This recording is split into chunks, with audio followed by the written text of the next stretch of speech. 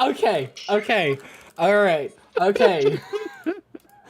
Oh my god. Oh my good lord. Okay. Hello, everybody. Welcome to another episode of Galavants through Rashiva. We are super fucking late. Nothing was working. I had to restart OBS, and then when I got things working, I started and I wasn't fucking live. But now we're here.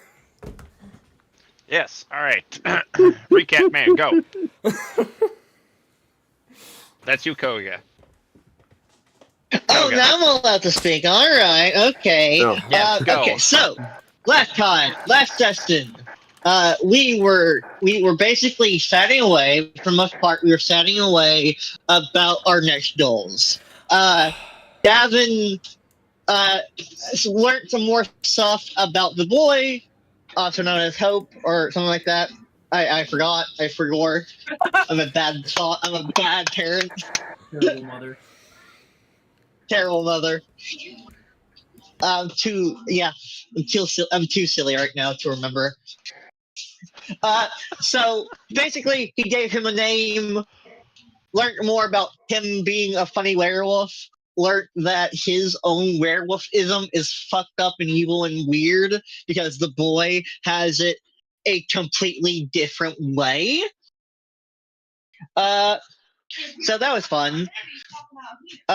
Also, we learned our next shop is to the labyrinth, specifically to where the gnomes are.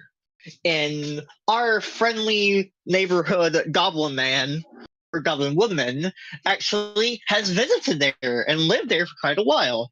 So she is our key to entering that locale. And at which point, Lisa raised some grievances, namely that she possesses on her body a tattoo linked to more or less the evil goddess of that realm and location. They more or less chatted about it a bit, raised their concerns, and eventually Lisa decided, hey, I will let you try to remove this. What's the worst that can happen? The worst that could happen was her fucking dying. Instantly, on the spot, snap of her fingers, drops dead. But she lived, because, angry barbarian. She quite literally was too angry to let herself die in that moment. And so was able to hold on long enough to be more or less resurrected and brought back from the very, very blink. And that's about where we left off. It wasn't a resurrection, it was just some healing, but yeah.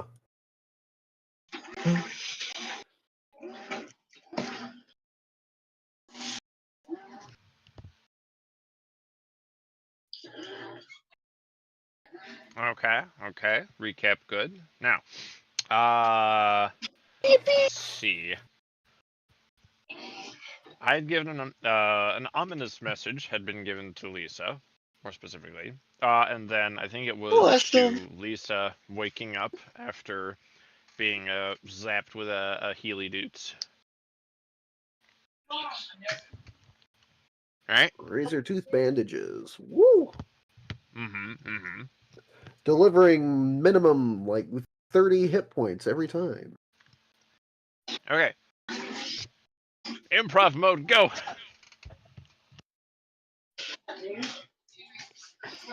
Alright, Koga, you're waking up. What's happening? Lisa jolts up as the healing overtakes her. She was already wide-eyed and awake. She was out, but not down. She was down, but not out. Fully conscious. It was simply her body being shut down, so to speak. She felt herself die in that moment and simply had to power through. As the healing overtakes her, so does the last sort of vestiges of the anger that was keeping her body going. One of her fists sort of slammed down on the table, almost inadvertently, as this sort of last vegs of her anger like sort of lashes out, and she most likely splinters at least some wood from the table as she finally begins to settle down, panting quite hard. This is likely one of her first time. I think this is her second time this entire campaign where she has lived through her death from pure rage. She sort of takes a moment to just breathe in and breathe out.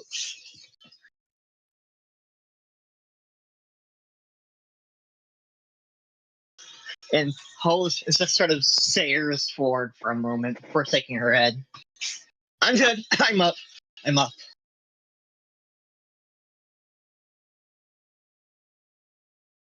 I'm going to get you a nice, hot rag, cold rag, something to put on your forehead. After that,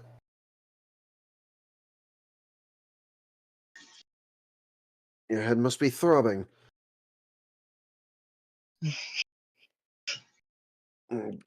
Gavin goes and, he gets up, goes over to whatever accounts for a sink, and gets a nice, what's better for headaches, a hot or cold compress? Probably know. cold. That then.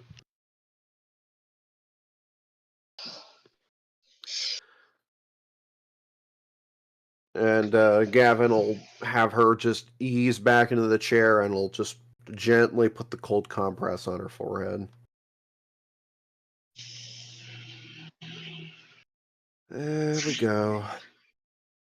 Just relax. Well, oh, must have been a trip.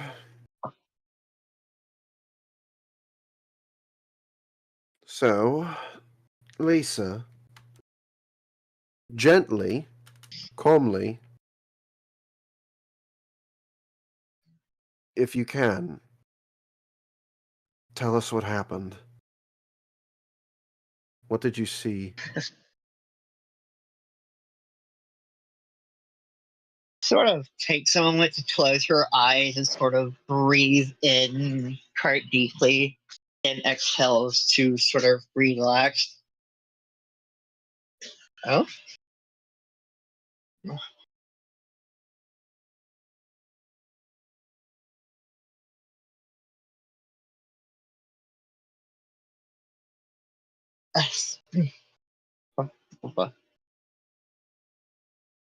Pain. A whole lot of pain. Nothing else.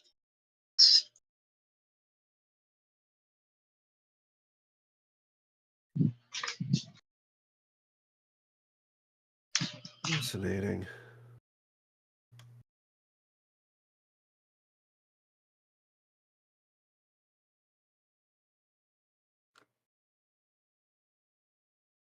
I've not uncommon for me to die like that. Fell off that building, took a few grievous rooms during my time in the war, but that that was completely different.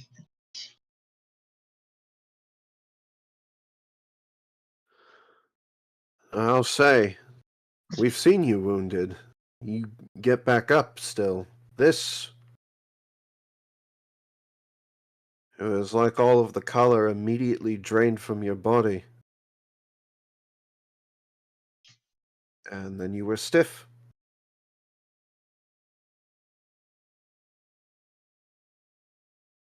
God, I was able to put some life back into you.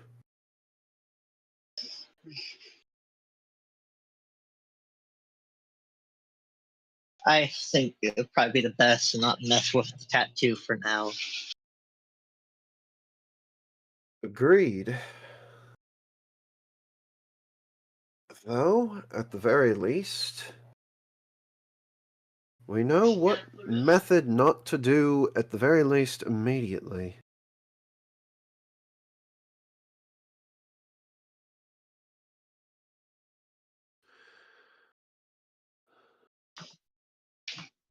The connection on the other end must be very, very strong.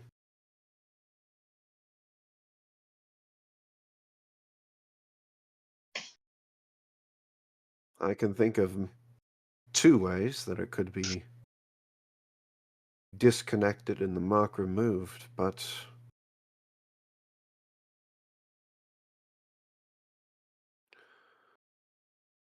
one of them I'm rather certain, the other not so much.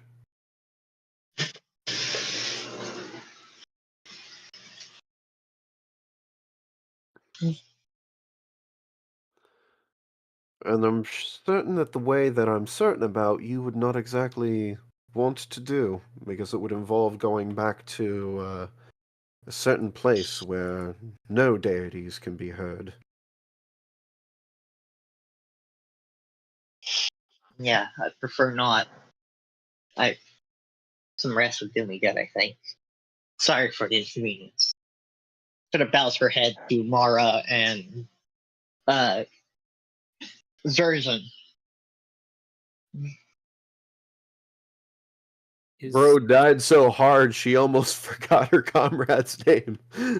Oh, Brain damage. Take Lisa. Inflict brain damage. It's actually just an aneurysm.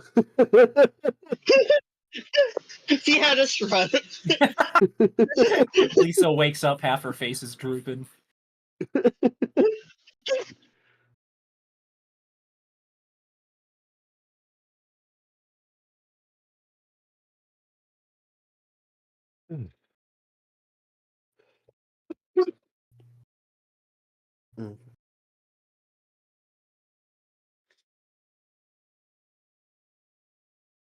Here, we have a guest room.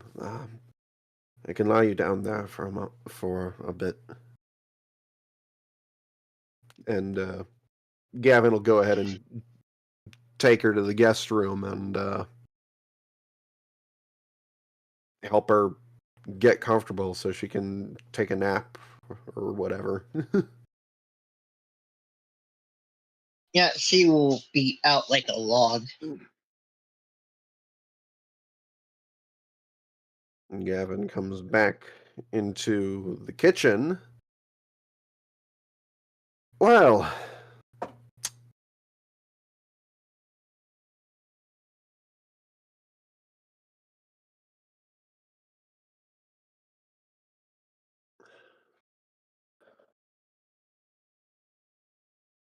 I can think of a few things to do about that, besides cutting her arm off. And I don't think any of them are entirely pleasant.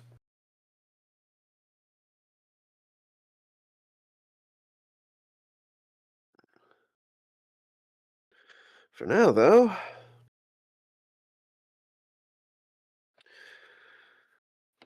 we had, we're decided on where we're going, how we're going about it.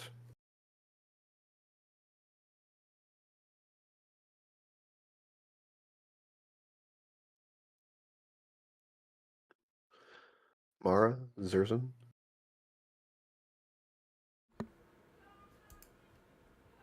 I thought you guys were.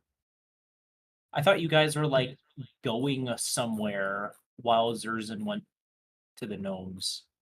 Like I wasn't aware she was within any close proximity to where you guys are currently. She hadn't left yet. No, we were testing the whatever would happen with the remove curse on the mark on Lisa before we moved out, because she had expressed great concern about being there in the first place due to her connection there.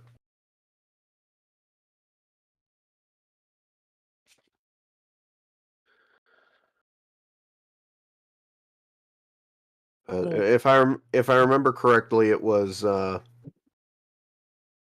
Gavin was going to give you instructions and stuff on how to use the teleportation circle stuff to go ahead and get there. And in the meantime, the rest of the team would start heading out to the remains of the old Tabaxi city to see if there was anything we could learn from there. And if you had gotten permission for us to go to the gnome place, then we would, bring you back, stop, drop, roll, whatever, I don't know, and teleport on over there. If not, then you could still teleport back to the wagon with the new teleport circle that I make.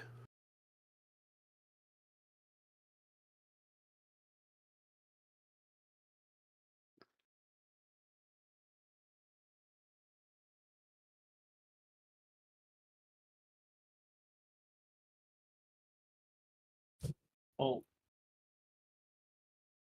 Okay.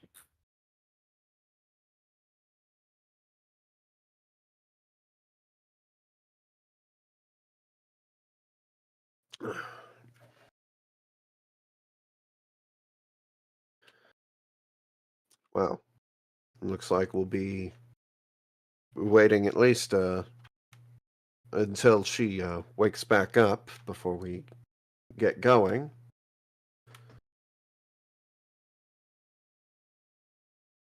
Do you have anything else that you want or need to do before we start heading in our way?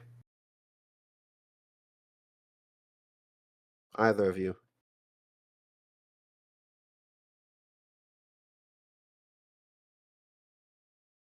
I guess I just need to set up teleportation circles and stuff. I mean, I got everything I need.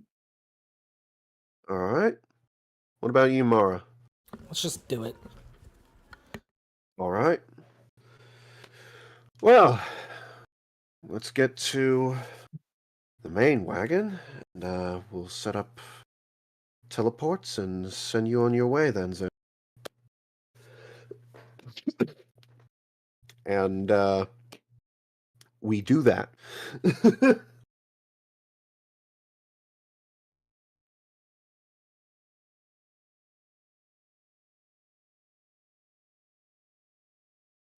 Yeah. Alright. Alright. Alright. Okay, now, Zers, your plan. This is just me double checking my own memory. Your plan, was to head there first, get a feel of the situation, see how that was working. Then, right, come back and get the rest of the goobers. Correct? Yeah, basically. Okay. I could probably get away with suddenly appearing in the middle of the city. They can't.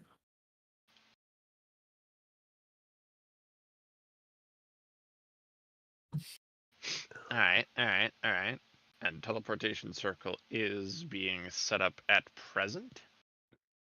Yeah, there's already one at the castle, and I think I've got a couple in other spots, but yeah, no, I'm setting one up on our our major transport wagon, so that once we're on the road on the way to our next research location, people can teleport in and out from the wagon as need be. I'm also giving a diagram of that teleport circle so that Zerzin can teleport back to it.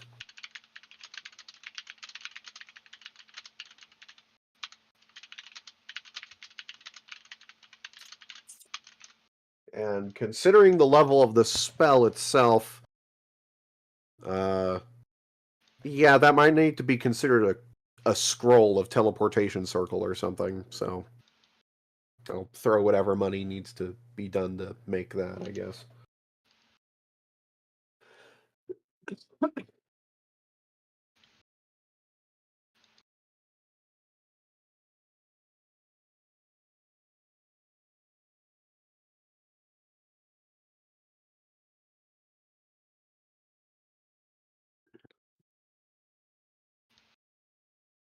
Alright, alright.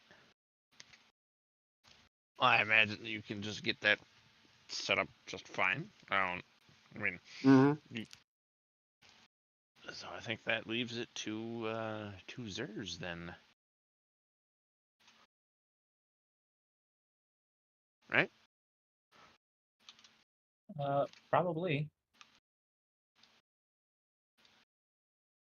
And remember, unless this is another dimension, then you should be able to still contact us through the sending stones whenever you need to.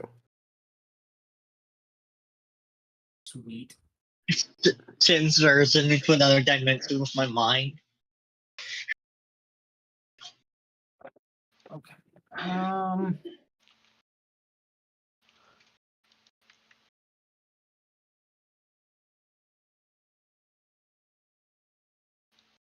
Cool. So, you guys are on your way to wherever you're going, right? Mm-hmm. Okay, cool. Give me 1 second. I'm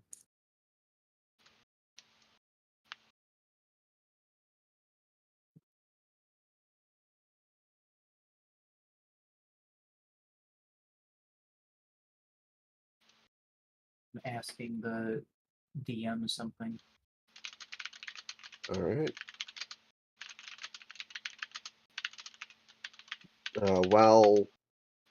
While that's being asked in whatever text, I shall ask Lana, shall Kitty be coming with us on the research program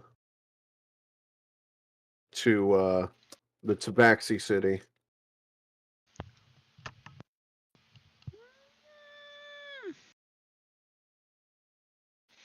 I mean, I would imagine she could.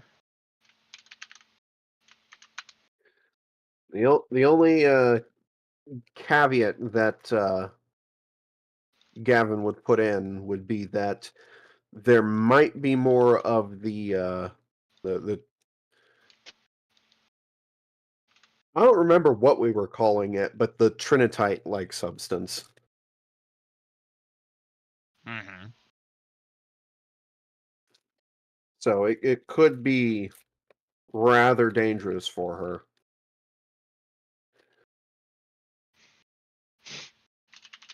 But also, is Hope coming with us, or is he staying? That would be another question. I would imagine would come with, yes. Okay.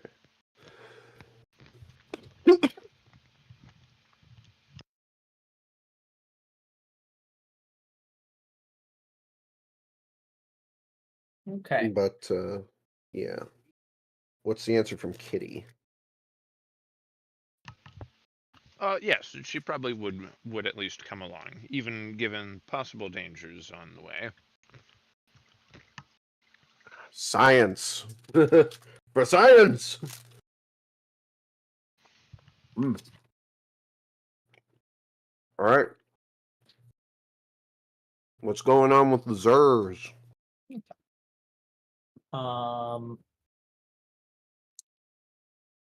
So she gets this teleportation circle set up, what have you. Mm. And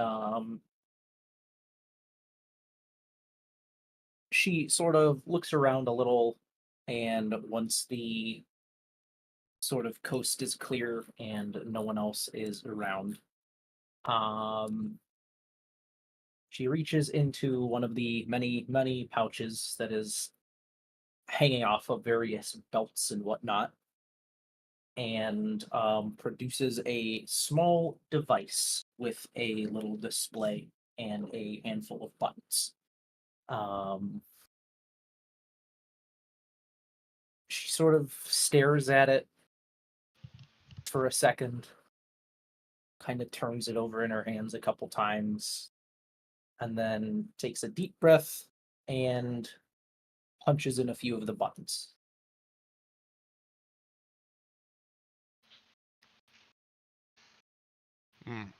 Zers, you see something that is, to you, very familiar. The circle does not activate in the traditional sense. You see, instead, certain symbols of it illuminate, light beams then spread out of it, forming a circular portalway which passes over you. The moment that it does, you are then on the other side, and the spell is completed in that instant.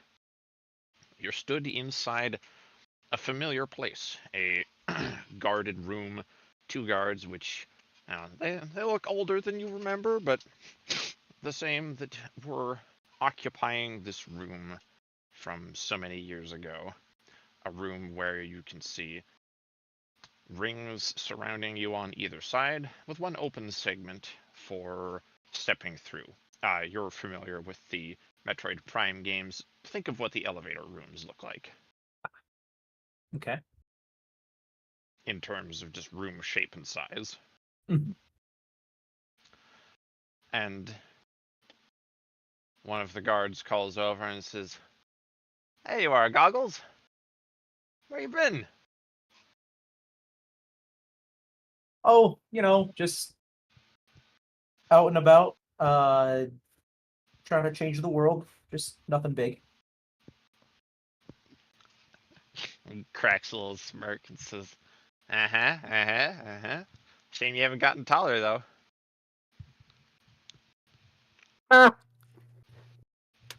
Well, I don't think there's much I can do to change that.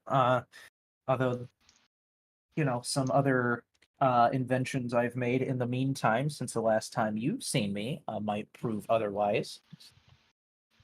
But I decided not to bring that with me. Not yet, anyway. He nods. All right. What does bring you back, though? I thought, you were off running out to, only come back when you truly made some dent on all the world. Well, I'm in the process of doing that. Things don't always go exactly how you plan. Uh, I need to,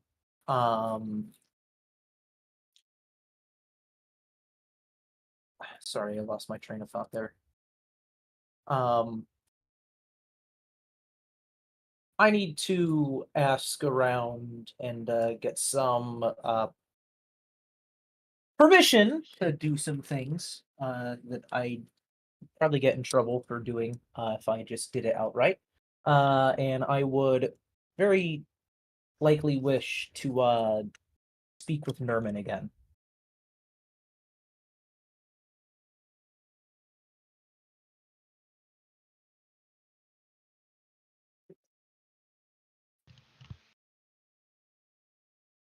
Ken nods. So, can I ask what sort of trouble you're gonna cause? Am I gonna need to get out of town?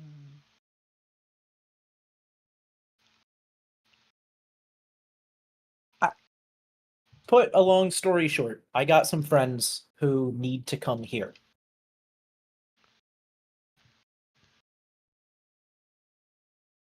Obviously, I know outsiders are not usually liked around here, usually very welcome without an invitation. So I am here to try to secure an invitation, so to speak. Okay. All right. You won't hear me saying anything. He kind of looks over at the other guard. He's like, "You won't say? Who am I kidding? You don't say anything anyway." All right. Well, right. You looking for boss? You looking for boss 2? Or you looking for your boss? Uh, m- m- uh,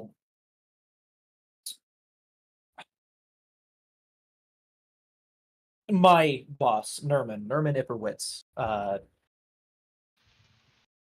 Unless Okay. he's achieved some other status since the time I've left. No, no. Well, I mean, okay. Other than he's he's gone the longest without blowing up his garden. He's managed to keep the same garden for about a year now. It's a surprise. I know, but yeah, he stopped testing his new developments on I don't know what he's been calling it, crop revolution. Yeah, you'll find him. Let's see, in lab C, floor. I think he was last on floor 30, and you'll probably find him there. Well, thank you. I'd love to hang around and chat a little longer, but I do have some business to attend to. I wish I was here strictly on pleasure, but things got to Of get course. done. I mean, I'd love to go upset some of the more snotty eggheads with you like we used to, but I got work to do, you got work to do, you know how it is. Yeah, just how it goes. So she waves. She's like, "I will be heading out of here. You take it easy. You stay safe." He tips his little guardsman's hat at you and reaches over and presses a button. All right, let her through. It's Zers, she's back. And there's a mechanical hiss of hermetic seals releasing, a locking mechanism actuating itself, and then the two-part blast doors unseal themselves, opening to permit you entry back into the gnomish city.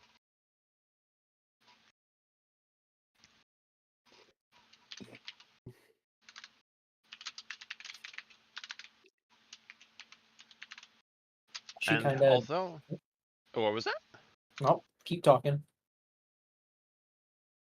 What you can see through this doorway is full of old memories, from the glowing amber lights which bathe these rooms and corridors in their glow, to the clear quartz ceilings which look out into the caverns, showing the skyscraper-like buildings, knowing that there are also the many subterranean floors below you, and their varying levels.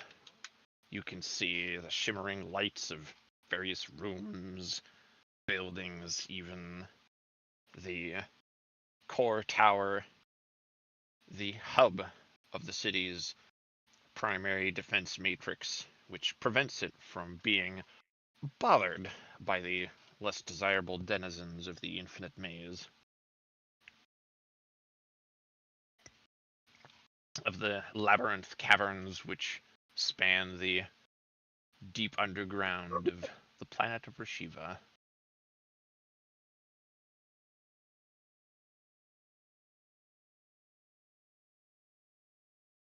Nice.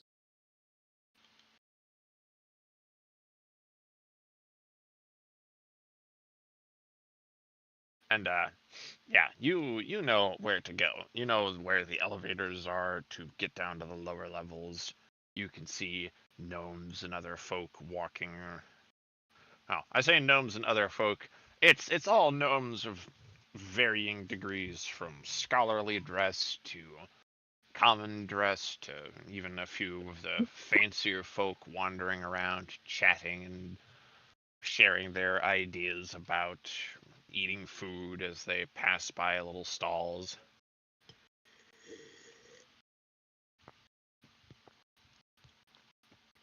And with it, the old smells of home, from the iron, which is a warm and comforting scent to your little self, to the machining oils, to the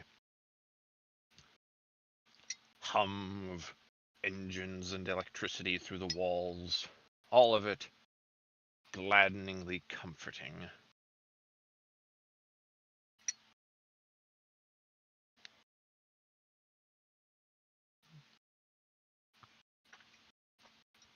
She kind of takes her time as she goes,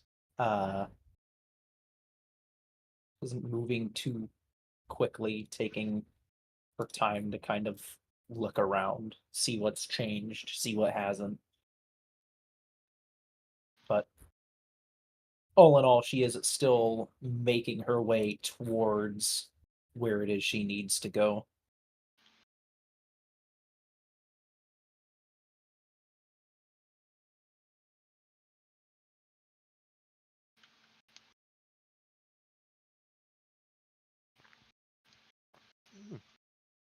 You see that some things have changed. The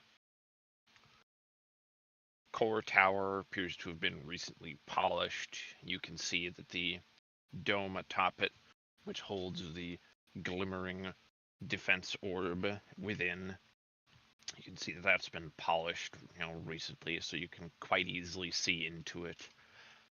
And, bizarre of bizarres, you can actually see that one of your suggestions has been taken into account. An addition of pronged, effectively lightning rods added to the dome to increase its overall efficiency.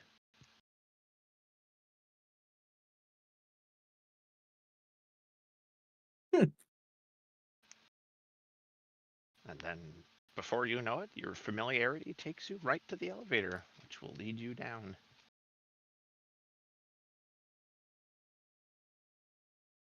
And indeed, down she would go.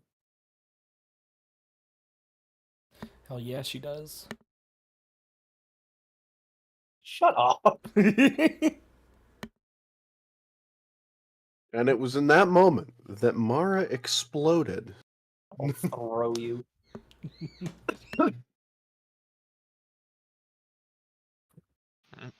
Yep. You climb into the elevator, and while most everything here is quite smoothly designed, these are the only things that are perhaps not so smoothly designed. The acceleration is still just a bit too much, so you can kind of feel that whoa sensation as you're going down. And the deceleration is also just slightly too much, as the inverse sensation strikes you upon reaching your desired floor. It is fast, it is efficient, but isn't strictly comfortable.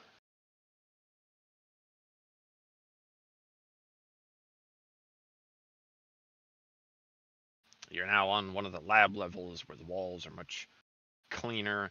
The smell's a little more of just clean. It doesn't really have any distinct aroma to it, but it does bring back various memories of learning how to weld, how to solder, how to maintain technologies, how to design. And as these memories flow, before you know it, there's the gruff sound of, "Oof! What's what you're doing? If you, I'll have you by your ears. I'll, you're, you feel a familiar hand, like, take one of your ears. Is that you?" She kind of just stares at him for a moment and just goes, "All this time I've been gone, you people still couldn't manage to fix the elevators?" What do you mean fix the elevator? No, the elevators were designed for maximum oh, it is users and with the elevators again. Efficiency's nice, but it could be a little easier on the knees. I gotta use these to walk, you know. Oh, who needs knees when you can replace them with mechanicals? Yeah, well, believe it or not, I like my fleshy parts. And he smiles, and clears his throat to do a playful imitation of your voice. Says, "Ooh, I like my fleshy parts."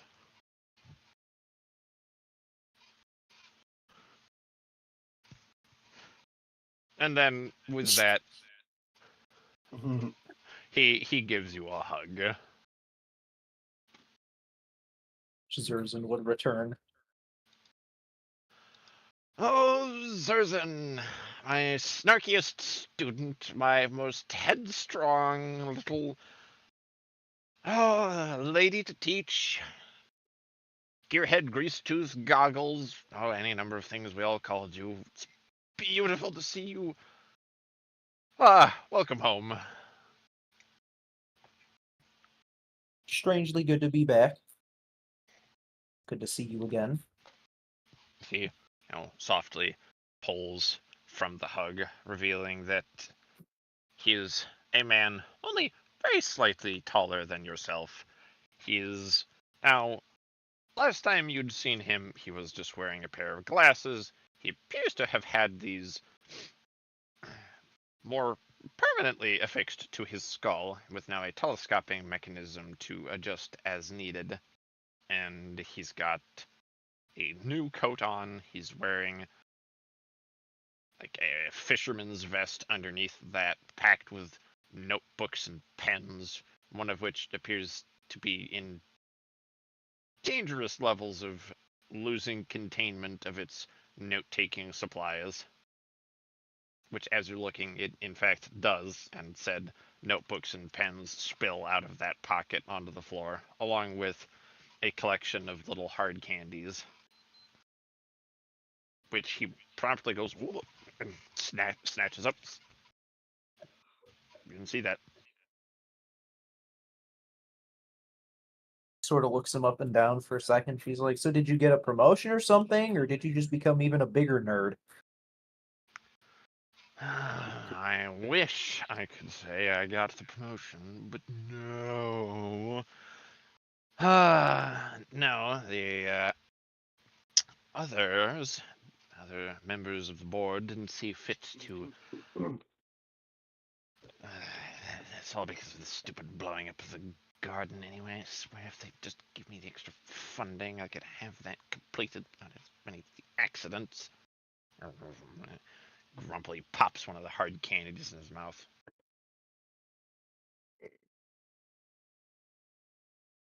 Angrily eats sweets.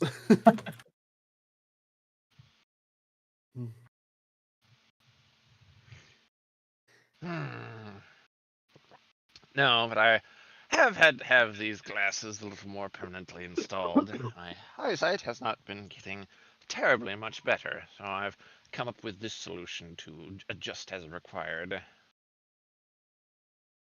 It's not a bad idea. Well, anyway, I wish I could say I was just here to visit, but business is what brings me around. Mm-hmm. You have that particular look in your eye. Yeah,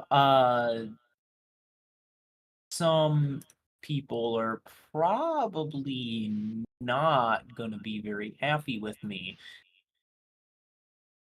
Mm-hmm. And what rules are you intending to break today?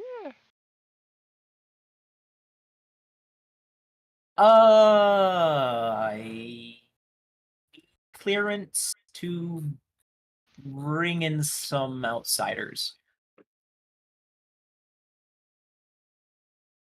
He blinks very slowly and promptly puts the remainder of the handful of candies in his mouth and just seems to sit on that for a few moments as he's rolling them around in deep thought.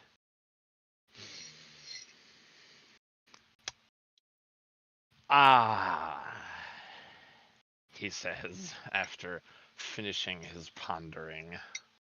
Yeah.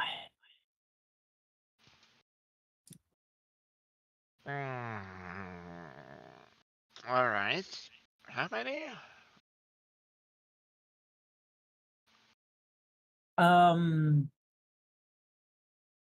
least 3. Oh, okay.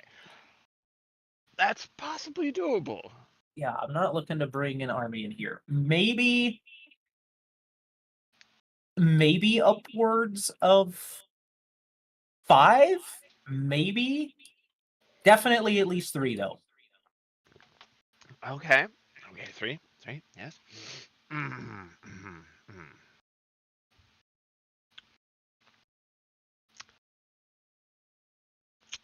And I am presuming, wild guess, that it will be soon.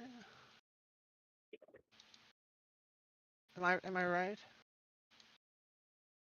The sooner the better, but um they do have something else they're doing that could keep them busy for maybe a couple days at least. So, excuse me. While I would like to have them here sooner rather than later, it doesn't have to be like within the hour or anything crazy like that. I knew uh with how some people are around here who make decisions, things kind of happen slowly sometimes. So we kind of plan for that. If the verdict comes back as a hard no, I won't be doing anything to. I'm not going to try to bring them here anyway or anything. So I'm not going to cause that kind of trouble. But I am going to push for it a little bit at least. Okay. Okay. Yes. Hmm. All right. So that means getting the board together. Presenting a case. All right. All right. That in mind.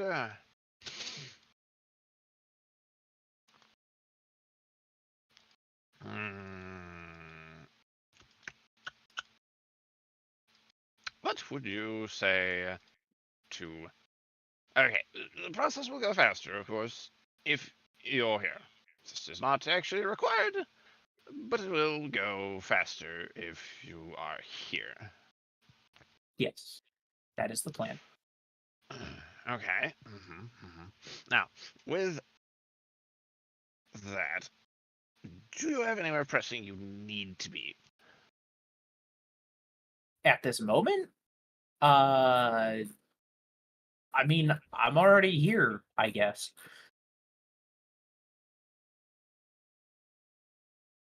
Hmm. Well, then frankly, I would think we just get this over with right now. Do you need any time to prepare reasonings, arguments, anything? I don't know, an invention. Uh, I don't think so. If I thought I needed to bring anything else, I would have brought it. I'm here with me, myself, and I, and whatever tools I could carry on me. That's really about it. I can, if I need some inventions of some sort, I guess I can go back and bring it, but I didn't want to travel too heavily, I suppose.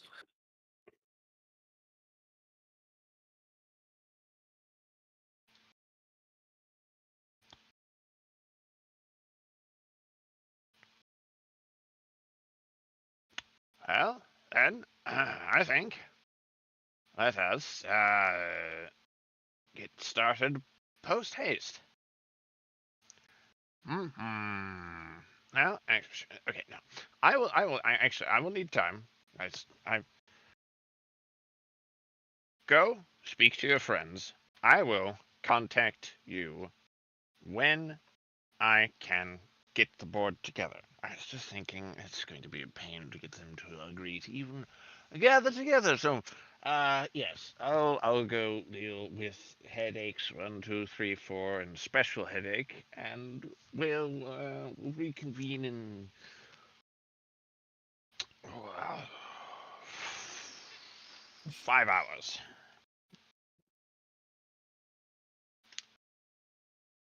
Very well.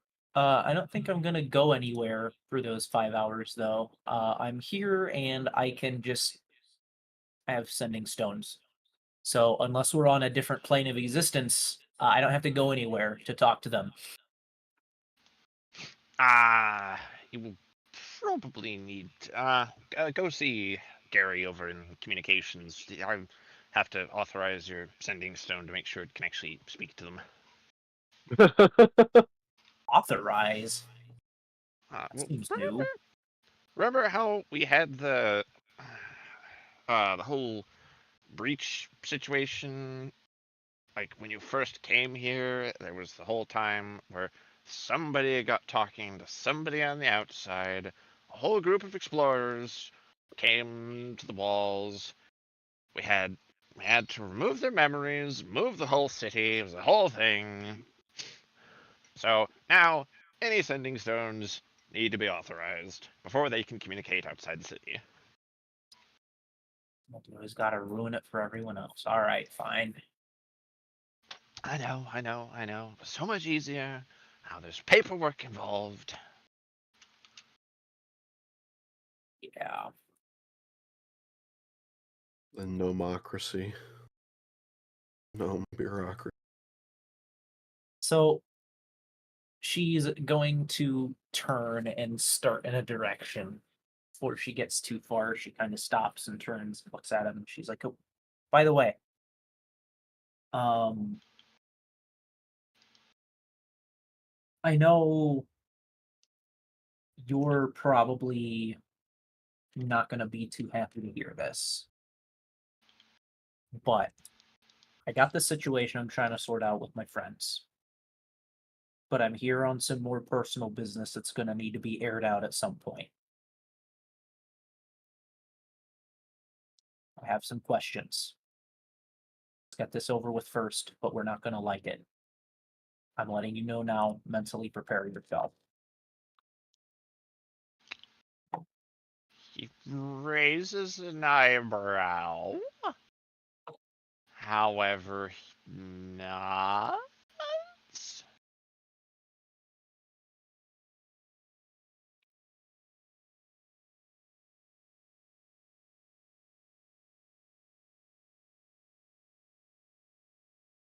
We'll round up in a bit. She'll turn and head off.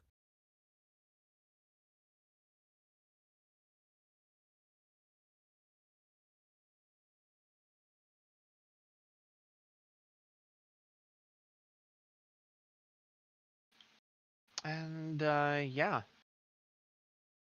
you are readily able to find your way towards the communications area, and of course you find Gary. The old Gary. Yeah, it's not actually his name, but honestly, it's just easier to say over sending stones, and so everyone just calls him Gary. Nobody actually knows what his Understandable. real first name is. Ooh, mysterious. Garanera Wackicus. So yeah, you walk in there. You see him sitting on his swivel chair, and he's he's like flicking switches over here. He's flicking this there. You see something go through a pneumatic tube, which he whips around, takes, flips over into a different one, closes the lever, and you see it go zoom. And you see this repeat itself a few more times before you hear a bell ding, and he spins around, grabs his desk, and says, "Okay, Communications Division, Gary speaking here. All right, what's your business? Hello, Zerzan." Good to see you too, Gary. I gotta talk to some people on the outside, and I gotta have a stone authorized. All right, hand. Passes it off. he takes it, spins it around as a blur, and you see him go whoosh on his chair over to the other side, shoves it into a slot, closes the door, pulls lever here, slams button over there, flicks switches.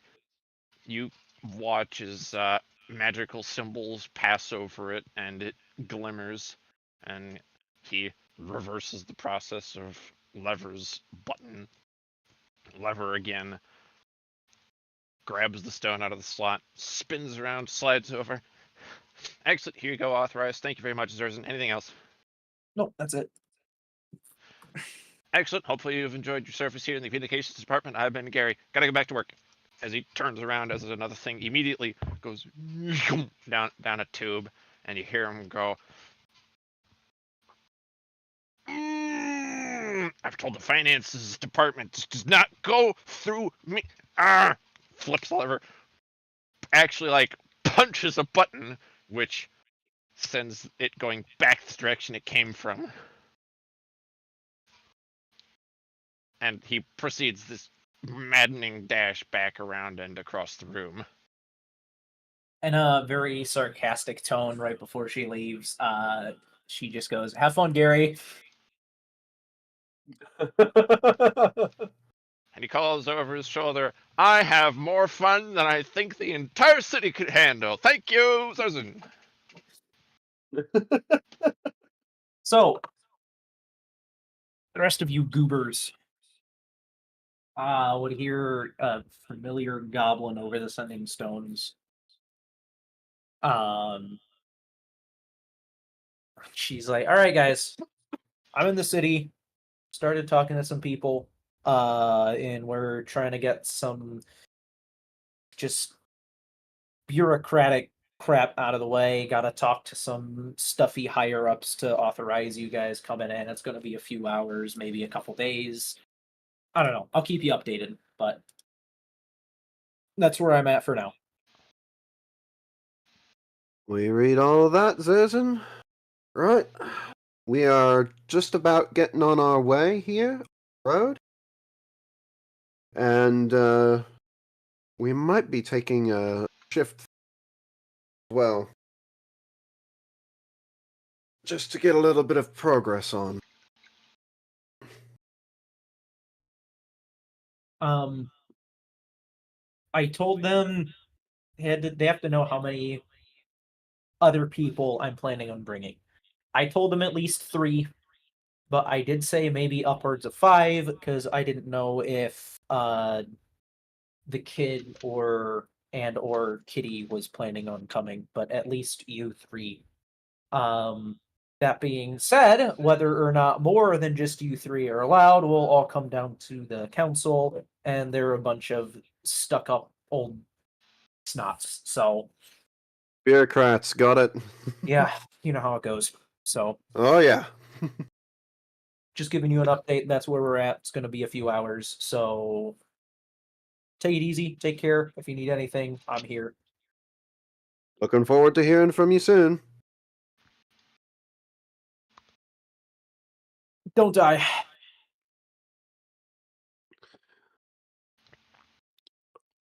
I shall endeavor to try not to.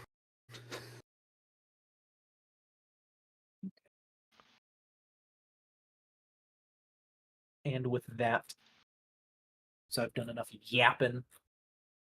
That could be a good cut over to the rest of the goof troop here.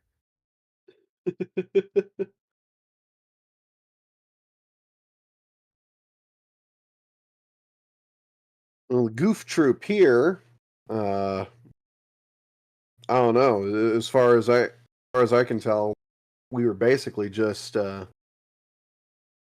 gathering cells, heading out. Actually,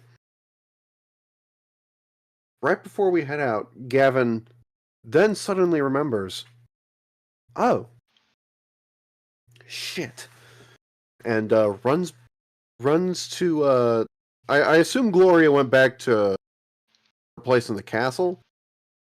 Yeah. Yeah, he goes there and just without warning, blasts through the door. Gloria! Gloria, you in here? And I presume like into her lab or like, where? Yes. Not Yes, in the here lab. anymore. You just gave her a heart attack. She died. Yeah. Like you burst in there and you hear her go as she is like barely juggle grabbing a vial of something and manages to catch it like between both wings. She was like, get ha, Vin. Hi. Hi. Sorry.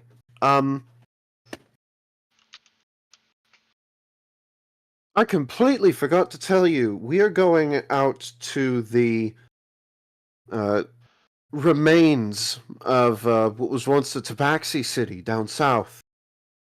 To see what all's there, take samples, do science and stuff. Not only that, but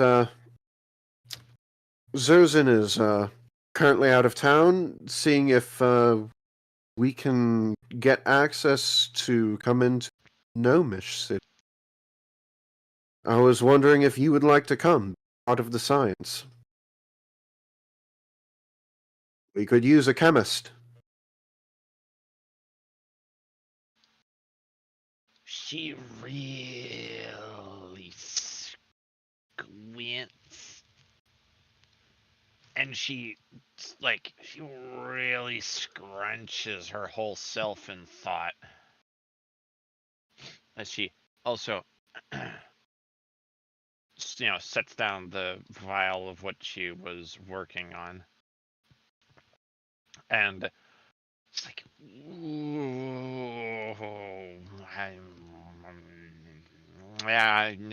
I'll join you there. Just where?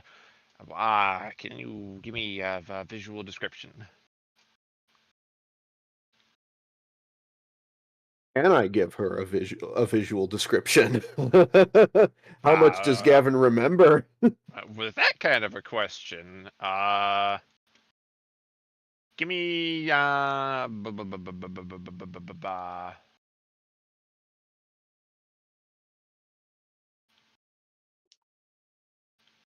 what seems like a good roll for that?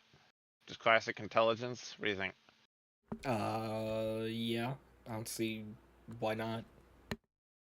All right, neat. That one then. Ooh. That's a total of 9. Oh. I rolled a 4. Yeah. I figure that's kind of in character, considering Gavin remembers almost nothing of when he woke up anyway. Just that the city was kind of gone. Yeah.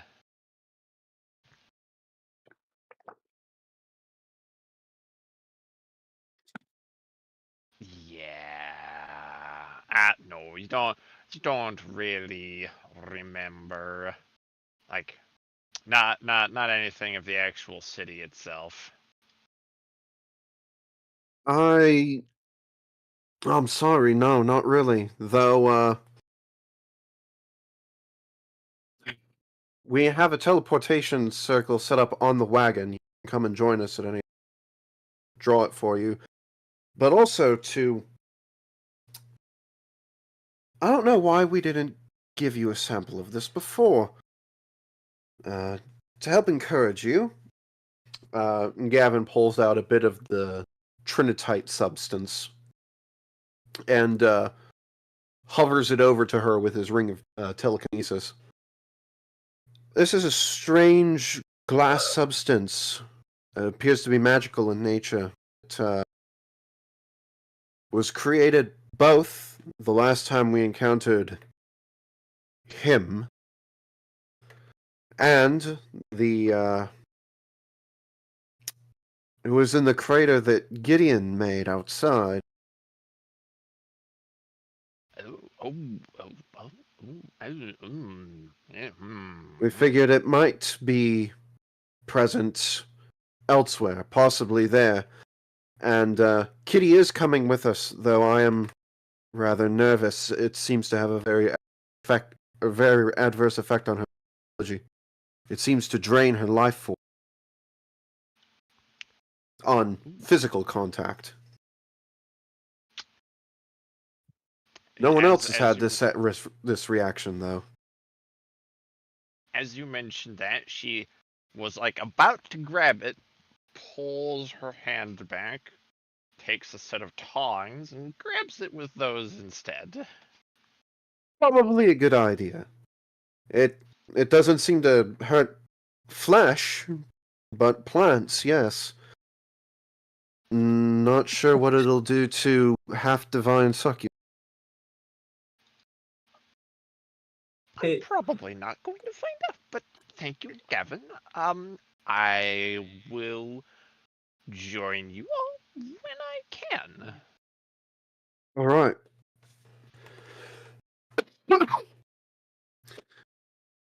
And bring whatever luggage you need, I guess.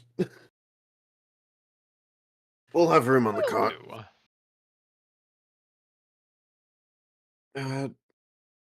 Sorry for almost breaking your thing. Yeah, you've got a couple things lying around, and Gavin, whatever other things, papers, whatever may have dropped off in the shuffle, telekinesis is back to their place. That's a bit better. All right. We'll see. Oh, right. And he takes a piece of paper, draws the teleportation circle to teleport to, and hands that to her. All right. See you soon. And Gavin, ooh, God.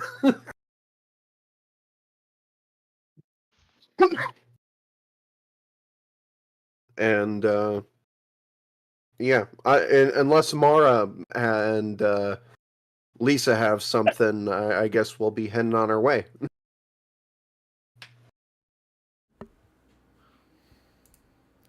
Onwards.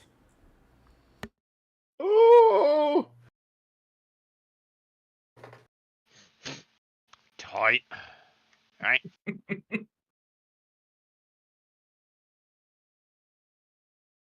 Gavin doesn't bring himself any rations.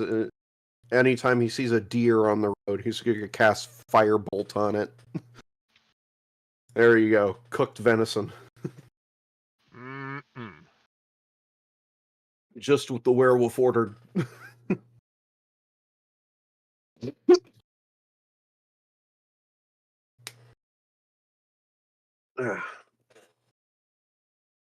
So, anything from you two ladies?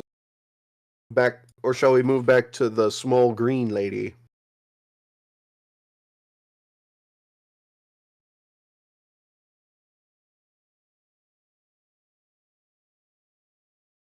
I don't got anything. Koga? Snort me, snort me, snort me. I'm assuming Lisa will be woken up by now. Gavin will try his best not to wake her up and make sure she's as comfortable as possible by transferring her to the wagon with the telekinesis ring. We'll get Lisa immediately combusts. Sorry. All her divine energy naturally counters your psychic powers. Sorry, this is how that works. Them's the rules. Okay, so real quick, I'm very curious. You've been mentioning a wagon a lot. What wagon? We stole yours. No, no. No, but we're bringing that with us just because. No, like a full transport carriage wagon. Okay. Actually, sort of close to what the Romanis would have used. It's Gavin's old personal road wagon. Okay, I was just curious because you've been mentioning a wagon a lot, and I don't remember any wagon being brought into the picture other than Zurzen's. And I'm like, are you guys just Grand Theft Auto hijacking her ride? Like, Well, we are now. No, but also yes. No, it's being towed along behind it.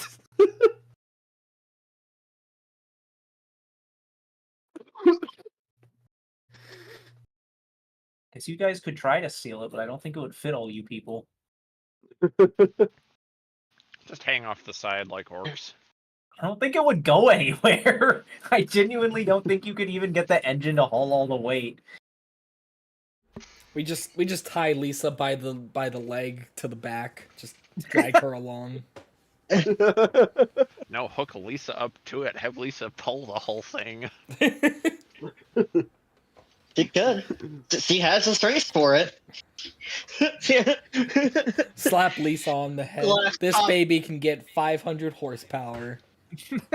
we I was about to say the exact same fucking thing. You keep smacking her with like a riding crop to keep activating rage.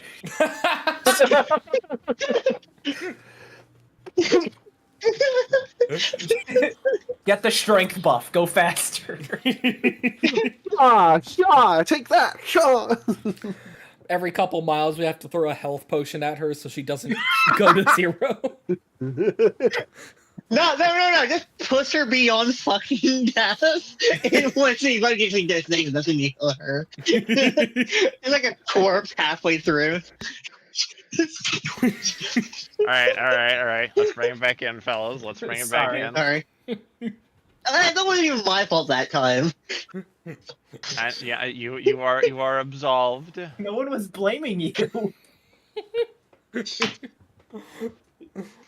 okay, Koga. Your sins are forgiven. Okay. So we are heading out to Tabaxi Town.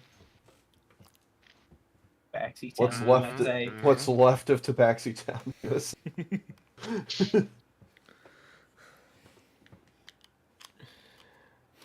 All right. You guys mind if real fast I do switch back to Zers for just Yeah. a quick minute? Okay. Go for it. Go ahead. I do mine. I'm a hater. Go ahead. Darn. Koga died. Okay. Yeah, Zers. After a minute, your little wrist device, goes brrrt, brrrt, Fucking brrrt, Iowa? brrrt.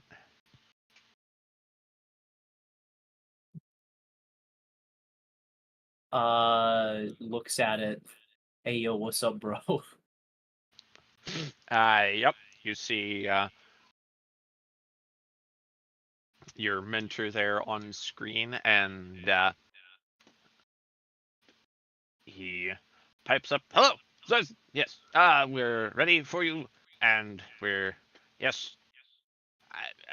Just come find me. We're in.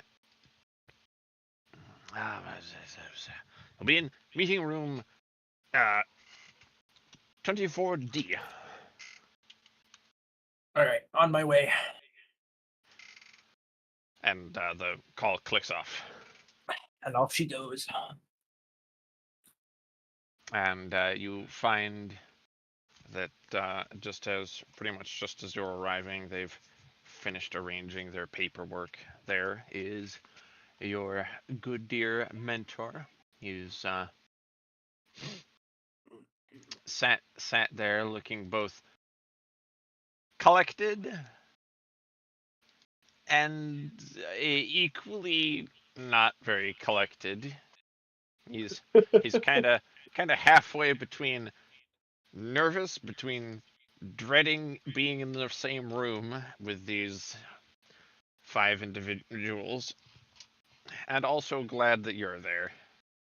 There's a lot going on in this man's head at the moment. Understandable. Mm-hmm.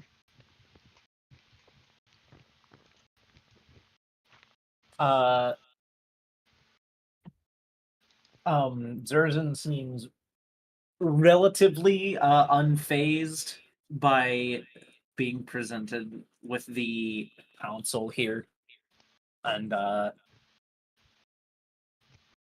she just kind of waves at them. She's just like, "Good to see you guys again." And one of them, a much more grizzled and wizened-looking one, makes a very large sigh. Says, "Yes, pleased to see you again. What's Zerzin's last name?" Velzot, Velzot. Miss Velzot. Yes, I am glad you have returned. Now, please explain, what is the nature of your request? The 3, possibly 5 individuals that might be wanting to enter the city?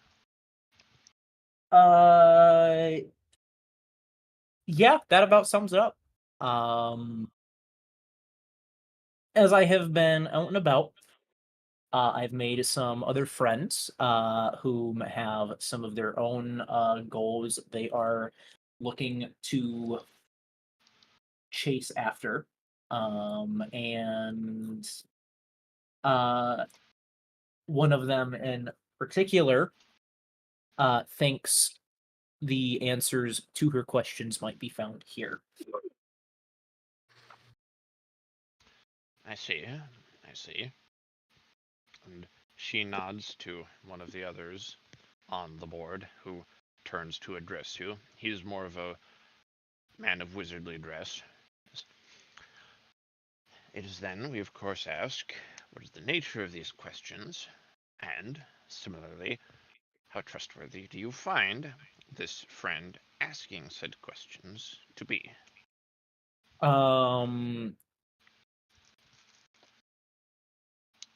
I asked, and she did not feel particularly comfortable telling me.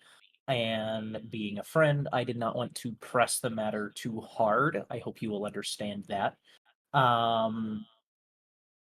However, her and the others who I have been traveling with are people whom I would and have entrust my life with. I can say with a high degree of certainty that they should not cause any problems while they are here. And I don't know, while I can't say exactly how long they would be here, I don't think it would be for very long, a couple days, maybe a week or 2 at most. It shouldn't be for very long. But they're trustworthy people, I can tell you that much.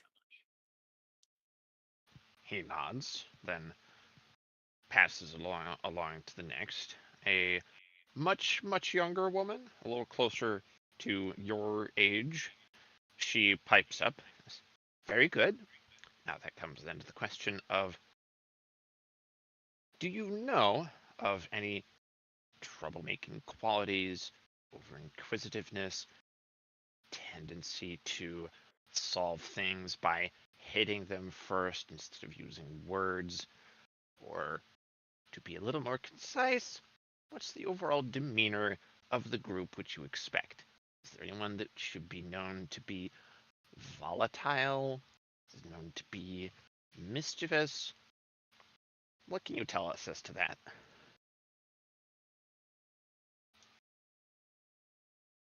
Well, the group, at least the 3 who would for sure be coming,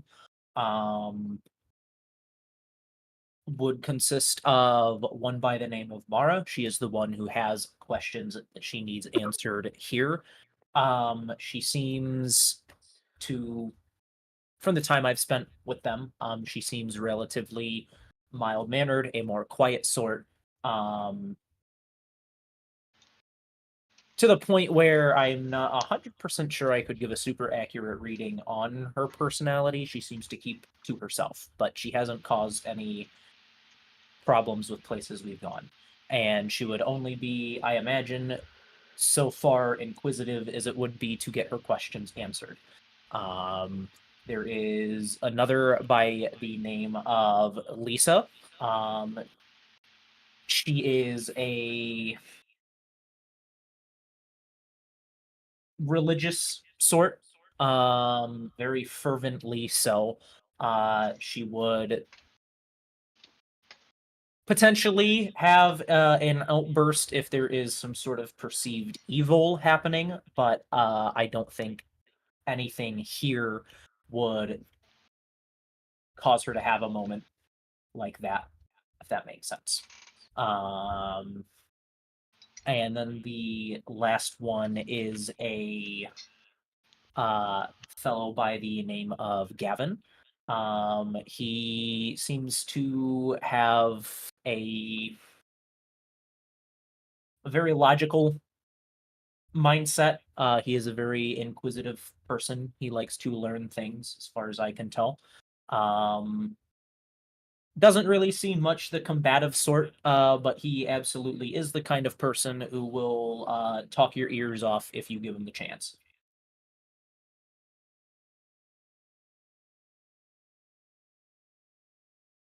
In regards to the potential other people who might come along, one of them is a child who, through a weird set of circumstances, has sort of been adopted. And he's very timid. And the other would be, I imagine, probably Gavin's wife. But those two are I am unsure. And if they are not allowed to come by, then that's still thumbs up. They don't need to be here like the other three would, but they might want to come along, if that makes sense. She nods and, appearing satisfied, raises a hand to the fourth member. Is a man who is so paladin as to be just paladin, and he just wordlessly stands from his chair and he just looks at you, and just by the way that he appears to be scanning, he is looking to discern if you have left anything out, any details unspoken, unsaid.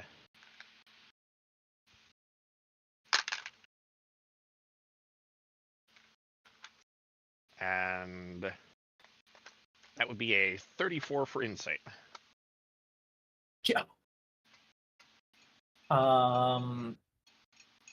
I suppose he would read to the best of his approximation that she is speaking with as much truth and confidence as she can.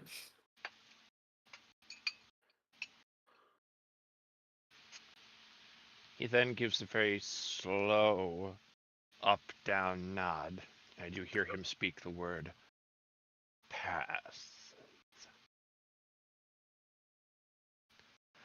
At which then, the fifth member of the board, easily the most plainly dressed of the bunch, he stands and opens his hands. Then it appears you have our permission. Everyone seems in overall agreement. Please bring them here. You understand, of course, they will be under guard as long as they're in the city. Is policy, after all. But they will be welcomed.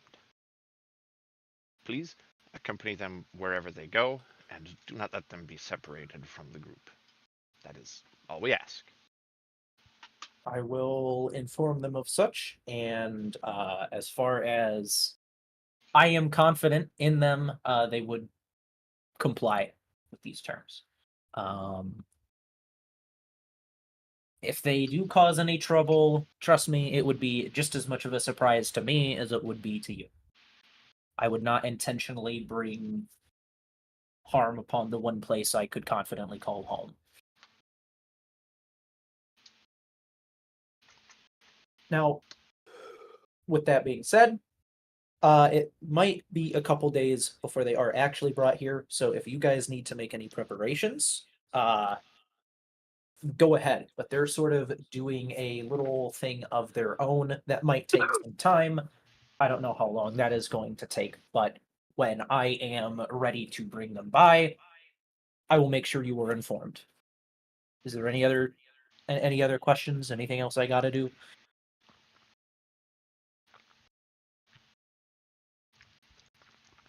He grins, and he just asks, "Now you don't intend to be sneaking any firecrackers and cabbages again, do you?" Not this time.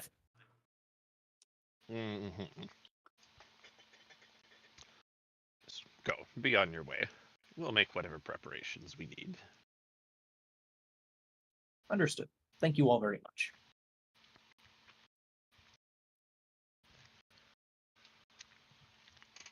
And the five of them just begin to converse among themselves.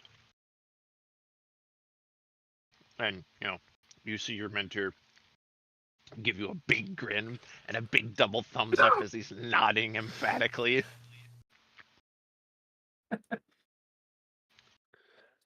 Oh,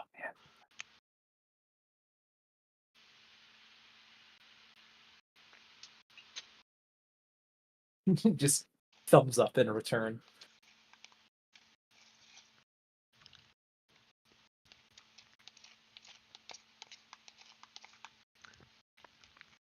I love it. I love that mental image of just like Zerzan's slow processing and then just ding, thumbs up.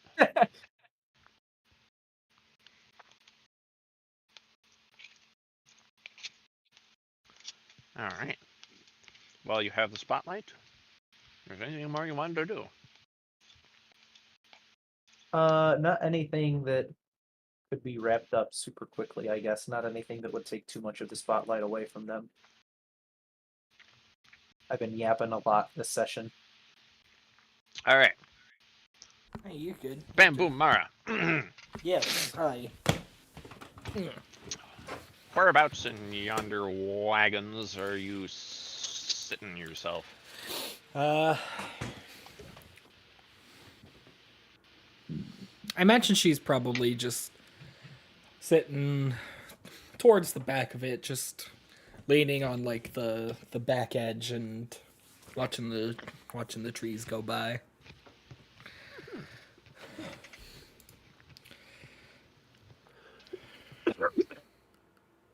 Okay. Roll me Arcana, please.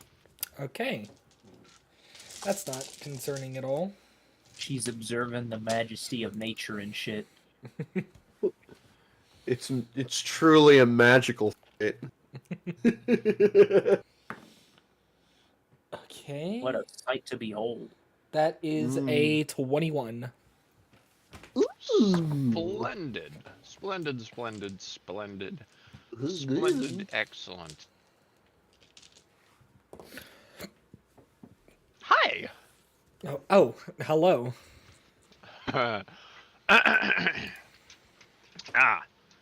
Now, you. Oh dear. Oh dear, one who's got a very, very richly mixed heritage. As you are approaching the remnants of this city, there is a rush of cold across your skin. There is a sense that something isn't quite right. Like it looks like it's midday, but the further the wagon starts to go along, the more that it starts to feel like it's midnight. It's middle of the day. It's early dawn. It's just reaching dusk. Like you blink and your sense of what time it is just starts to feel off. Oh. And then you hear a voice. as you're looking out at the world around, you do see, roll me perception real fast. All right.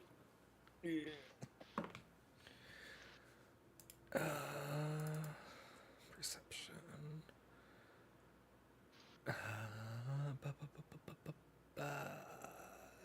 That is a flat 10. You're looking out. You think you might have seen a figure stood out there. Not sure, but you do hear a familiar voice. Dear granddaughter, I warn you, be careful. Entering there holds many dangers. Keep your power about you wisely.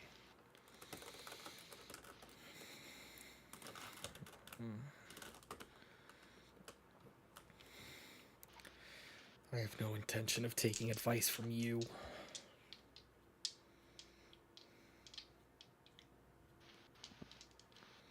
Alright. That is all you see. But this is what you are made aware of. Okay. And back we go. Lisa in fishnets. Oh, hi guys. Wait, That is Wait, a a goddess wonderful of- sentence to come back on, huh? what? A goddess of metal? Alright. Man, my next character's got to be a cleric. Heavy metal cleric. Coming with the electric guitar of death. Time to return. Hi guys. I just Welcome pop- back, stream. I pop back in. I just hear Zerzin in fishnets. Lisa. No, Lisa. Lisa. Okay. Either way, though. I mean, both of them, honestly. Oh, yeah. And then Mara Don't pops worry. in a tutu. Flashbang. Flashbang by birds. All right. Neither of you elaborate because it's funnier if we don't. No, I don't tend to. Oh boy. So what's about the Arcana roll, huh? Explain the horrors. Yeah. Okay. So, if anyone is paying attention to Mara, she sort of tenses up for a bit, lets out a sigh, and just continues staring off. Then she dies. Oh, I thought we were going to have combat. Ugh.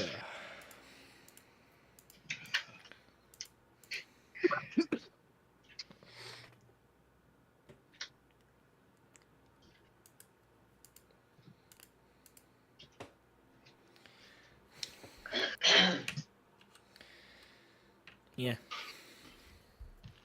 Yeah. All right. What about it? And the wagon continues to carry along till you see what indeed appears to be the remnants of a city. It's a stone-built city. You can see stone structures, large trees, and they seem to almost be interwoven back and forth with one another. Although the trees look less than healthy. No one's been here to tend to their intricacies, so they've grown crooked and strange. Their fruits don't look healthy as you get closer and closer.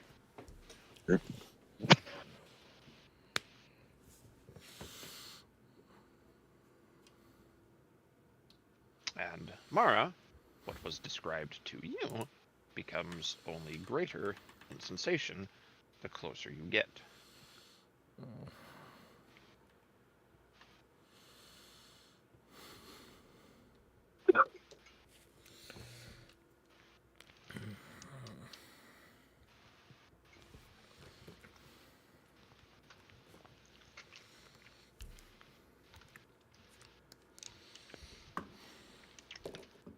Okay.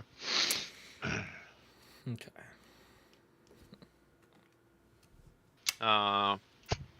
Everybody, roll me perception, please.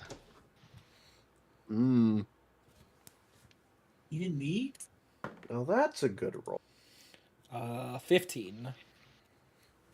Even me? Semicolon 3? 25. Okay. And yes, you, Lisa. What did you roll if you did?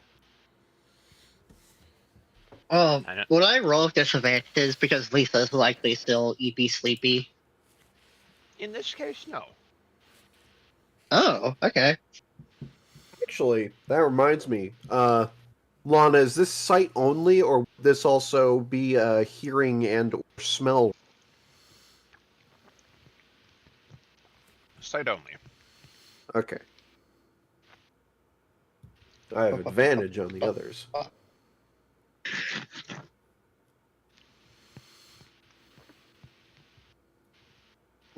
Yeah. Let me say spirit. Yep, frick, frack on Pettywhack.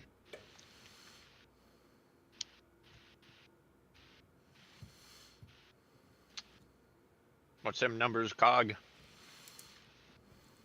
Okay, hold on, roll. I'm just making sure loud sense doesn't affect but when you Bob. It does not. Where the fuck am I going to? There we are. I was like confused, sorry.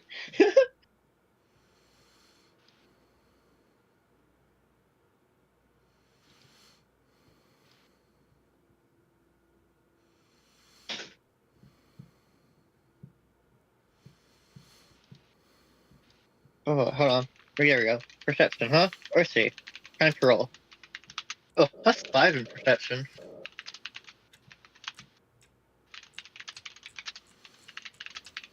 Fuck.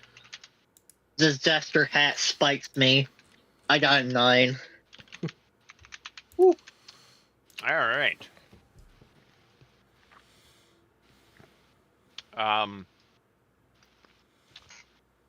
Well, Gavin and Mara. Gavin, you managed to spy it as something very simple.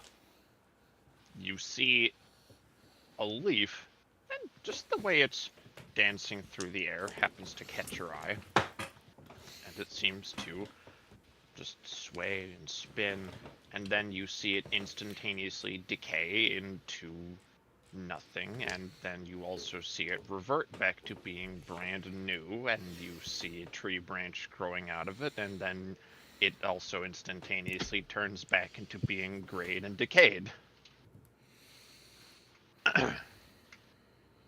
Now, Mara, what you see is what appears to be a shimmering wall, which, if you look up, appears to be a dome encompassing this entire area. Huh. Gavin will stop the wagon, the carriage, halt the horses.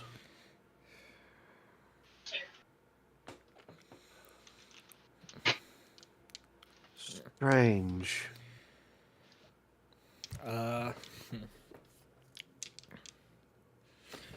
Mara is going to hop out of the wagon and move over to the wall and just sort of inspect it closely. See if she can discern anything about it. Gavin is going to also go up, and I'm going to give you an assist. If there's a roll, you'll have advantage. You're coming out slightly. Yep, give me a moment. But Gavin's also going to get up and assist you with that. So if there's a roll involved in that, you'll have advantage. Yeah. So you're inspecting this wall, right? Right. Okay. That'll be Arcana. Alright. The one time Zurzen's not around and all the Arcana checks are being made. Oh yeah, that's a assist. I get advantage. Blah. Okay, well that didn't matter at all. That's a 16. 16. Although you can't discern the exact nature, you can tell that this is some sort of controlled temporal distortion. I mean, as you look over at that same leaf that Gavin was looking at, you are watching it both moving at faster than sound speeds, but also watching it not move at all, as it seems to pass back and forth from old to new before, after another 30 seconds or so, it seems to freeze in a similar level of decay to the rest of the village, of the city. Gavin is going to step back, look around on the ground for a moment, and pick up like a twig, a stick or something. And then he's gonna, from a decent enough distance away, throw it at the wall. That was Okay. beat for beat what I was about to do. Hey, Science 101. First thing you do, poke it with a stick. If it doesn't seem safe to poke it with the stick, throw the stick at it. Okay.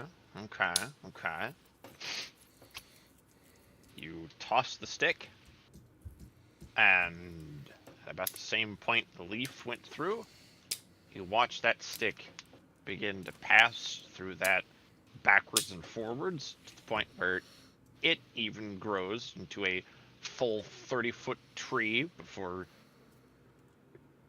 just as instantaneously reverting back to just a dead stick to being dust. And then again, after it's settled there, now you can see that it took about 3 minutes. You can see that it has now settled at the same point as everything else.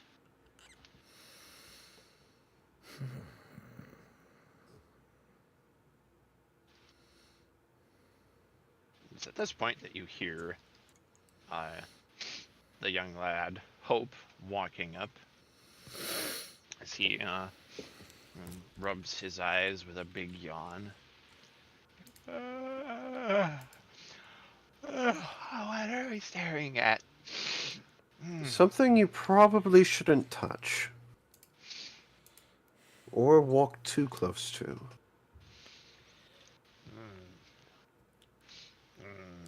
My face feels weird. Face feels weird where whiskers on a snoot would be.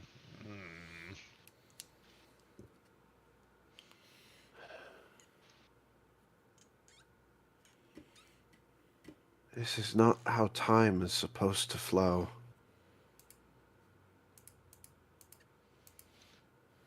We're in the right spot, but I didn't think. I didn't remember.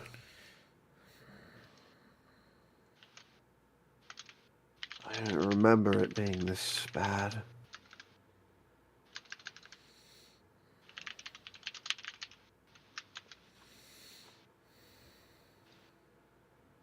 I think back here, or maybe another 20 yards back,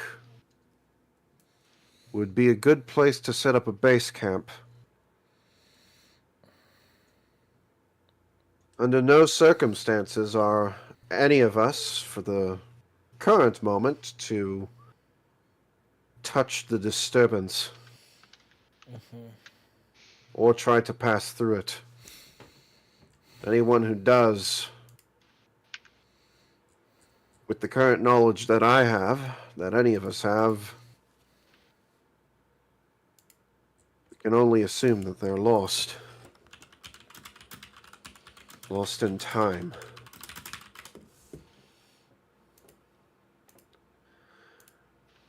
It's very difficult to find one's way when lost in time.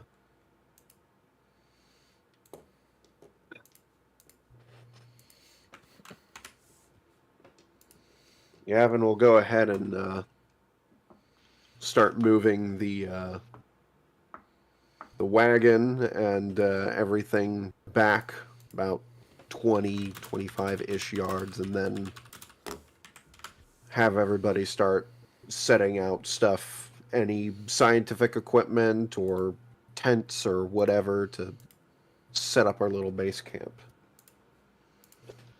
Yeah.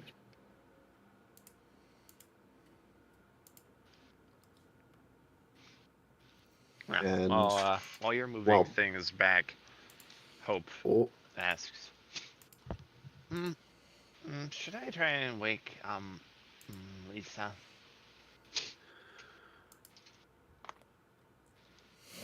It hasn't been like an entire day or 2 days, has it? It probably would have been, but I mean, I imagine that Lisa is.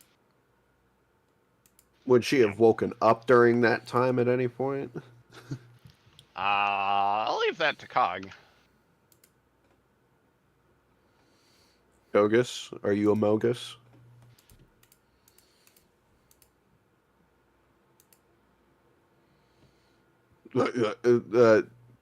Unmute, then mute again. Hello, it is I. Hello. What's up? It's me. In the past day or two of our journeys, would Lisa have woken up at all? I think probably not. I imagine that it took a bit out of her more than she's used to. All right. And she's not just sleeping that off, she's sleeping like the entire picture of this far off.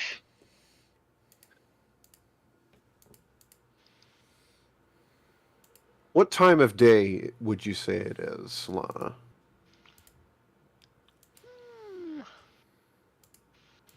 Middle-ish. Midday.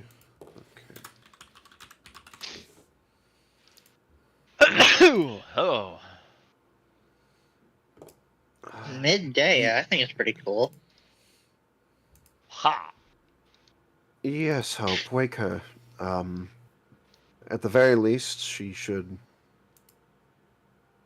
probably wake up and drink and eat something. Though I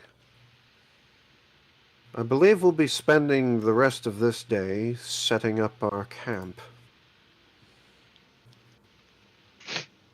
He nods. And he looks over to Mara. Would you like to help?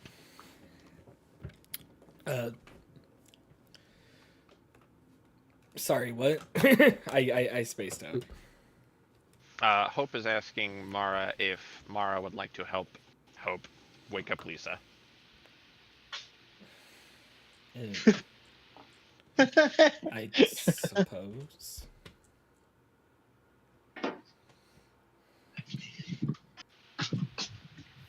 He nods. And then he turns into a dog.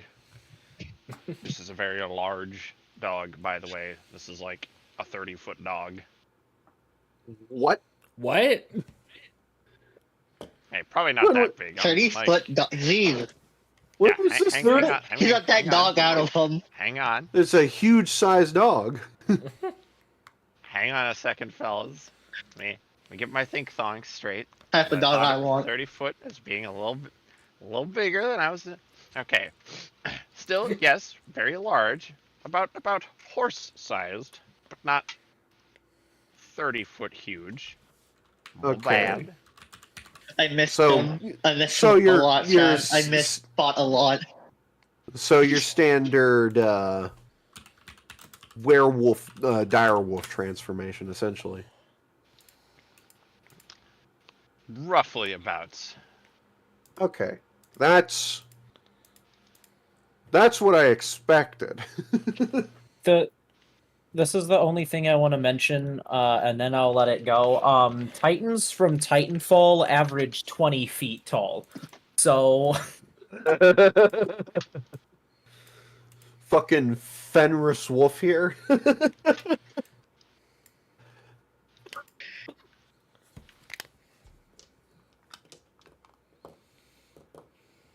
And Hmm. yeah, he walks over and just scoops Mara up onto his back, and then happily runs off over behind the wagon. Has Gloria joined us by this point on the journey, or is she still not yet? She's still dealing with a thing or two. More than likely, still dealing with a thing or two. Okay. Gavin. Hey guys, I'm Uh, Gavin threw the sending stone to Zerzan. We have just arrived at the old Tabaxi City, or whatever's become of it. We're setting up base camp currently about 25 yards away from border of the affected area. As for what that affected area is,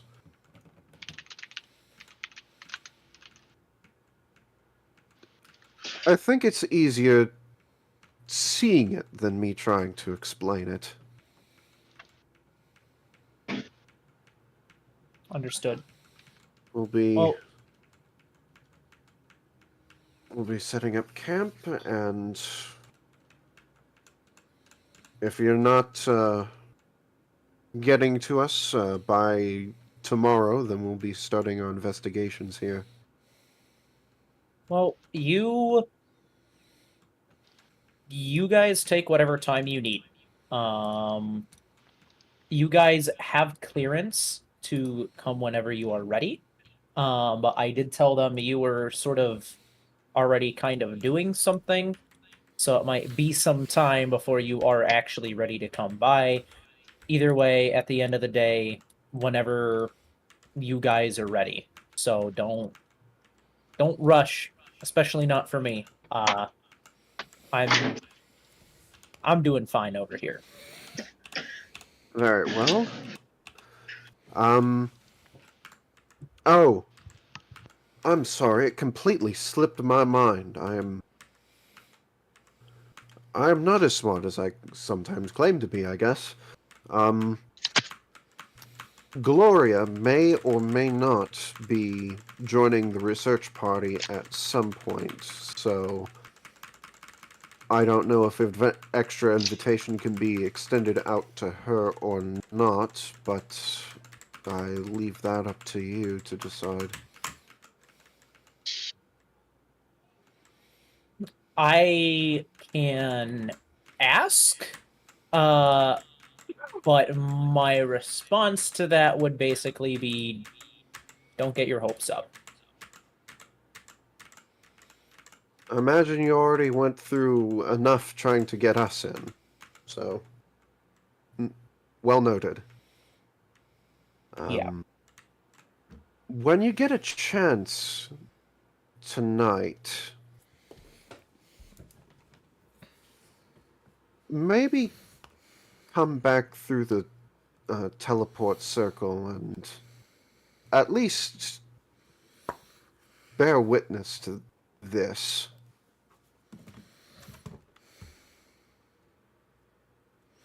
I'd like another opinion.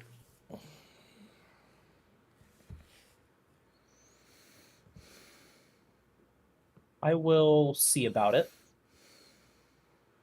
I might have some other business to attend to while I am here. Very well.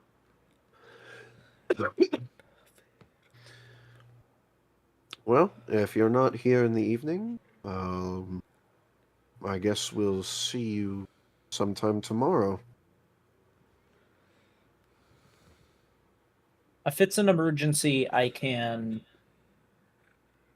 probably make the time. So, but just keep me updated, I guess. Oh. Very well. And Gavin will go ahead and go back to setting up camp and such. All right. And yeah, Mara. So Hope, he takes you around to the wagon. He kind of angles himself. He's like, "Okay, ready?" It's like, what I'm gonna do is like,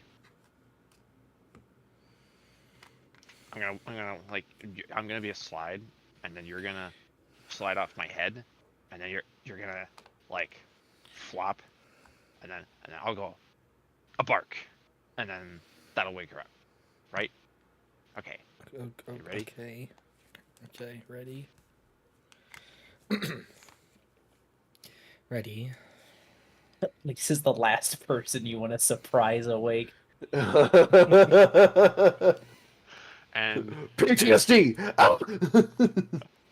yeah, and he angles himself so that you can slide down his head and flop on Lisa. And she will hesitantly do so. And yeah, Lisa, you feel a big oof as a tiefling flops on top of you, and then you hear a soft bah, bah, bah, bah, bah, bah, bah, bah, bah, bah. Okay, I am going to make a roll for this. Oh, Lord. Murder your teammate roll. Mara loses at least 5 toes. Oh, so this be a saving throw? Let's see. No, not sure. Title plus 0 anyways. That is a straight 5. Oh. Lisa, upon feeling something slam into her and hearing this sudden barking, before she even opens her eyes, she feels that rage inside of her Oh, no. immediately boil up to the surface. She grabs blindly, reaching for Mara's neck, and goes to spin and slam her down against the flooring of the wagon, and immediately, instinctively, begins to squeeze as her other arm moves back to deliver a punch. And that is when she finally opens her eyes. Lisa, I'm married.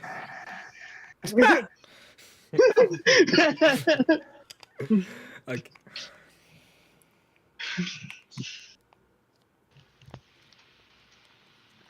Yeah, Mara, thankfully, Hope is there, and you just sort of get flopped into a very soft, fluffy dog.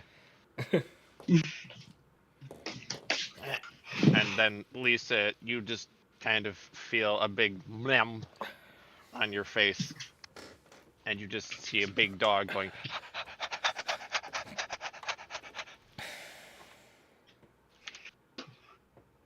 Lisa takes a very deep breath in, a very deep breath out, and wordlessly pets him on the head.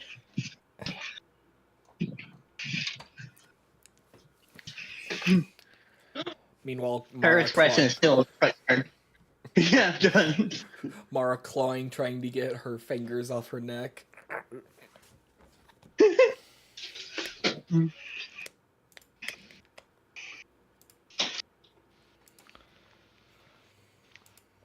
Yeah, Yeah. Hope looks at your arm and just kind of goes like, and kind of pulls away.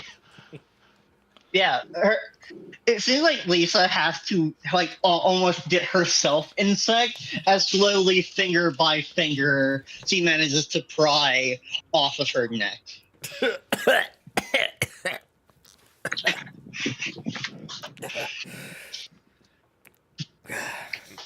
I apologize, my lord, but that experience is being woken up in the middle of the moment day, it seems.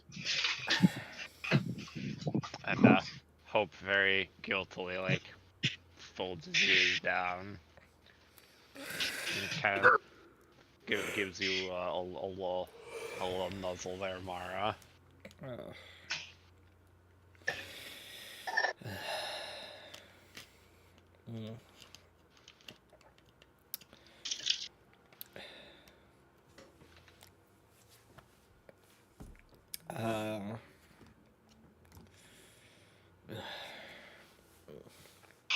Mara just stands up, rubbing her neck, sort of looks over at Lisa for a moment, then just wordlessly hops out of the wagon.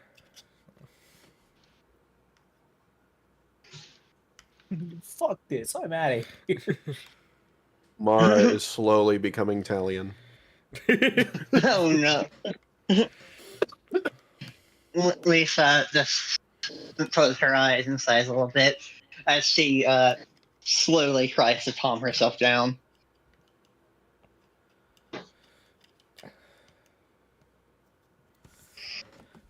She then immediately opens his eyes, pats herself down, and looks around. Where is her equipment?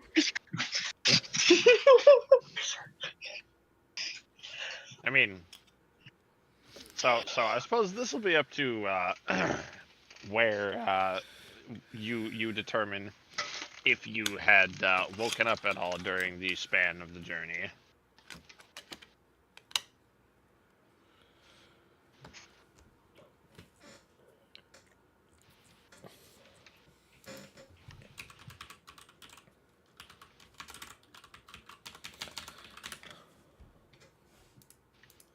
Yeah, so if I remember correctly, Lisa had her equipment off of her when she went to bed. So that's up to Gavin to say where he put them. Why don't you ask him?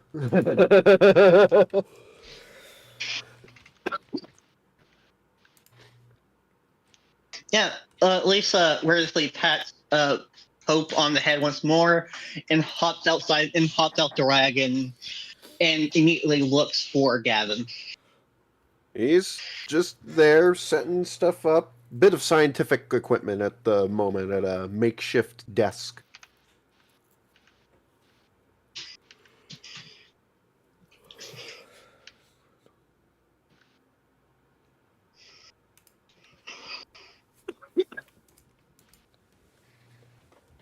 Yeah, facing the other way.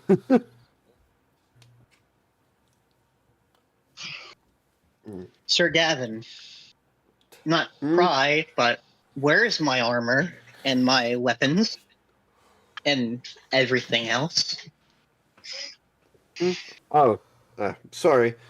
Gavin looks over to a box that he pulled out earlier and telekinesis ring, hovers it over, opens it up, and assembles the armor on a little bit of a stand that was built in. Yeah, so she immediately, without a word, still kind of sort of not freaked out, but kind of, vaguely upset, begins like donning her armor. This is very clearly, she's extremely real black just putting this on. It is almost a work of art how she just puts every piece right where it needs to be, barely has to straighten anything out, and fastens every little bit piece. Thank you. I made sure that it was unscratched as best I could. Lisa almost froths at that. Armor that hasn't been scratched isn't worth anything. Yes, but you want it scratched in combat, not in off-duty time. Still some fish frog.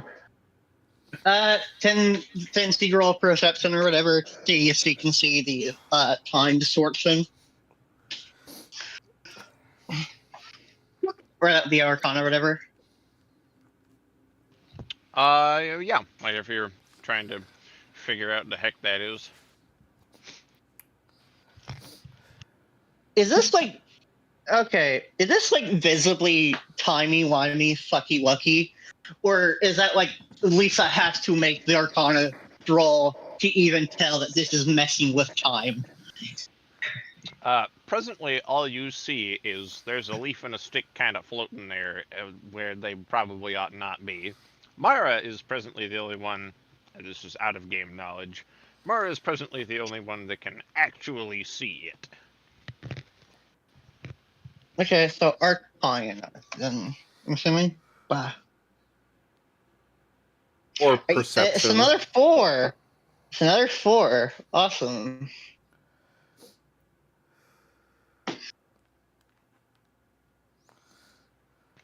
Okay, so that last one again? It's a 4. Boy, oh boy, that stick and leaf ought not to be floating there.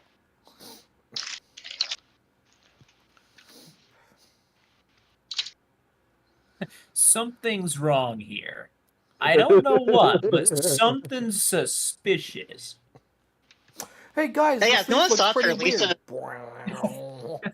Yeah, no one stopped her. Lisa is immediately sort of raising an eyebrow and is immediately beginning to approach right fucking for it. As soon as she passes, like, about the 10-yard mark away from Gavin's desk, I wouldn't approach that any further if I were you. And why's that? Gavin just kind of looks up, looks over the side, sees a rock, and telekinesis throws it at the barrier. Yeah, Lisa, you get to watch that rock doing the whole timey wibbly woobly. That ain't that shouldn't do that dance. About 25 yards away from here, our main base camp, there seems to be a massive time distortion. Anything or anyone that goes through it, that is what we see of it until it stabilizes. At which point, wherever it entered, there's simply a frozen image of it. Considering that that's likely the distortion that I managed to escape before, and I remember not how I escaped it, let alone being in it, at this current moment, anyone or anything that passes through that barrier will be considered lost. And it is not a good idea to be lost in time. And we currently have no idea, I'm assuming, of its nature or why it's here. Only that, very likely, based off of things that have been said before in the past by certain individuals, it was caused by either the old Grand Advisor to the King of Lylerica, or by a certain individual whose name we shall not speak. In that case, if the nature is so mysterious, then there's only one thing to do. Put your faith in the deities and pray for answers. And she is going to reach back, grab one of her so many javelins, and sort of walk back around the rag and sort of out of sight. And she is sort of positioning herself like in front of the sun as best she can, and stabbing the javelin into the ground so a shadow is cast as a sort of like pesto crawl. And she is kneeling in front of it, putting like a hand near her head, and is sending a prayer for answers directly to the goddess of time.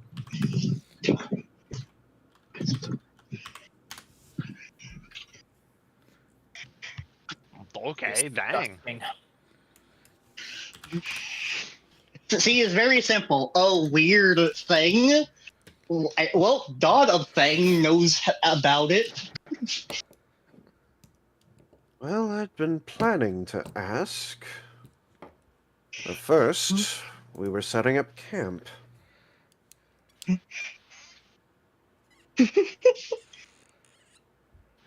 Uh, okay. Well,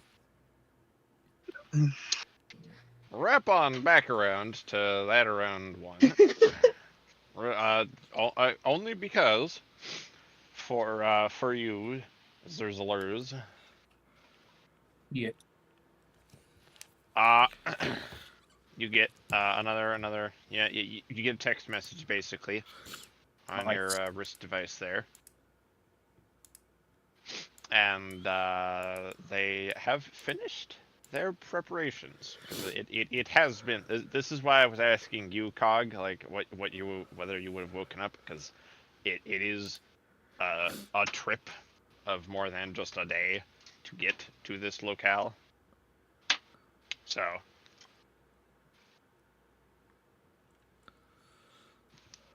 yeah, but they express that they are prepared to receive visitors to users. Nice. I don't really know what to do with that because I'm waiting for them to say when they're ready to show up.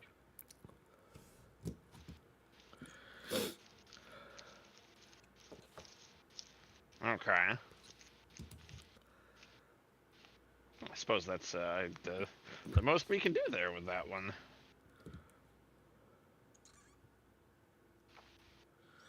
All right. Well, I guess I'll have you roll religion then, Lisa. Yippee! Yippee! Yippers!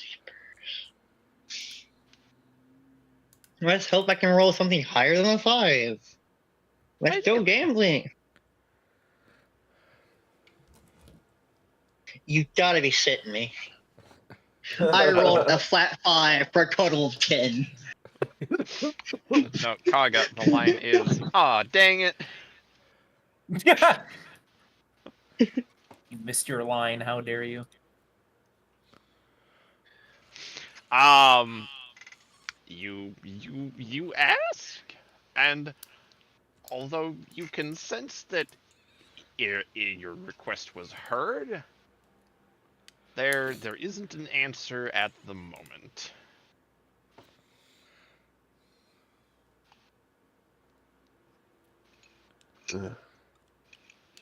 Gavin walks up behind her, puts a hand on her shoulder. It's all right.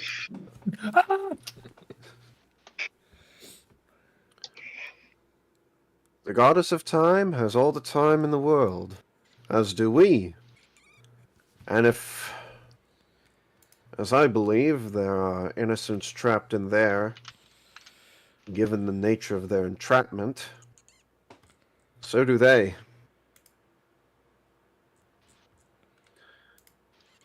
You, on the other hand, have less time because you have not drank or ate anything in 2 days.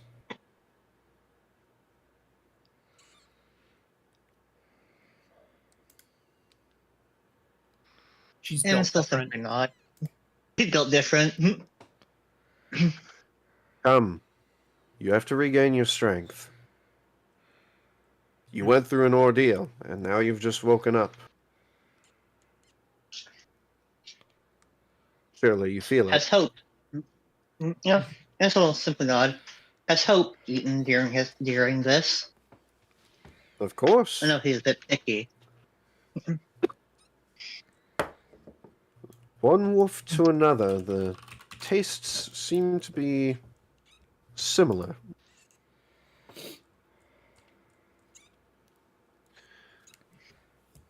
And we have been fortuitous so far. 2 deer in a row.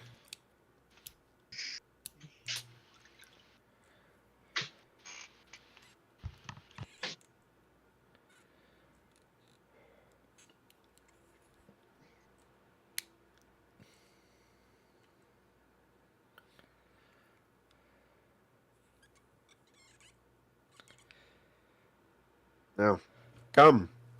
We must eat.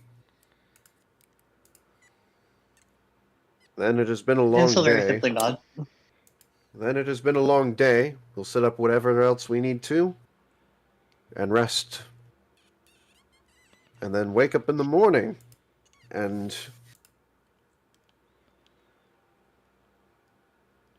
it seems we might have to leave our base camp here for now. And in the morning...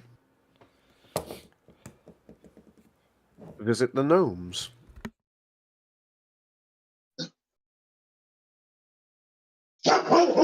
Are you? Calm down, Hope. Dog.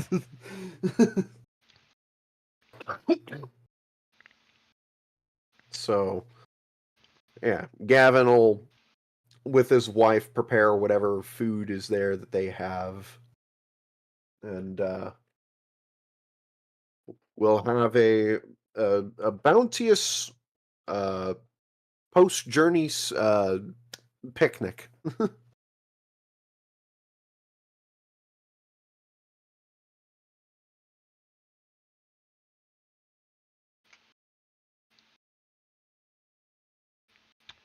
Nice.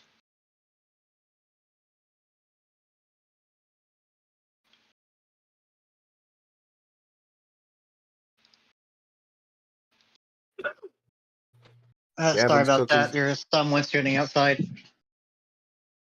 Gavin's cooking skills aren't the most fantastic, but his wife's are. During the time, Lisa, if Mara appears to not be busy, will approach her.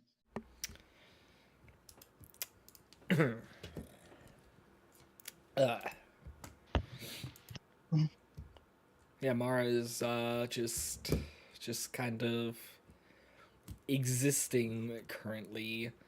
Although Well, Tennessee, stop that! Jeez, man.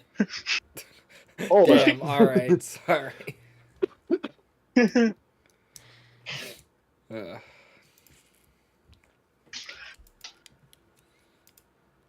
Existing? That's kind of cringe, bro.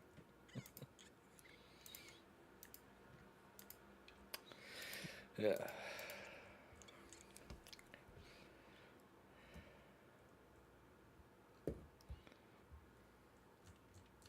In that case, Lisa will approach and very simply kneel basically before her and sort of hangs her head down, almost the same. I want to apologize for my transgression this day. I acted on impulse when I clearly shouldn't have. It's fine. What we did was stupid anyways. It's fine. Just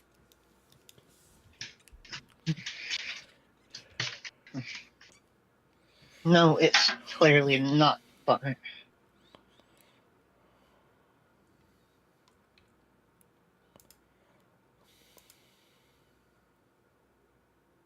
No, apology is in order. You did not sort of stumbling on her own words, pausing for a moment, trying to start. She's not exactly used to apologizing that often.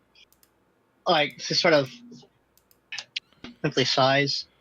Look, what I did was stupid and irresponsible. That was hope. I wouldn't have forgiven myself. And I'm not exactly deserving forgiving for doing that to you. Simple pranks and I've responded to that. I'll live. Just I'll be fine. Just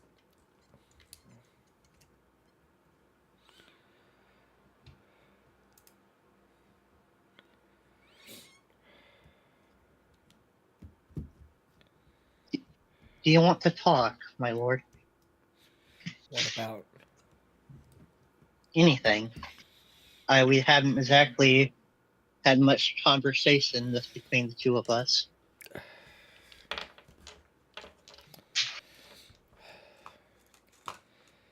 I haven't exactly been in a conversational mood lately. Simply nod. Would you mind if we sit in silence together then? I'm not exactly doing anything myself.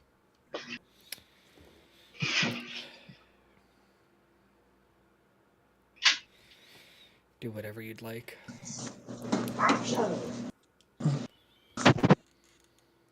Man, effing earbud died and a effing dog barked immediately after. Awesome, hold on, give me a moment. Arf. Worst time ever. Yep, there they fucking go. The hound.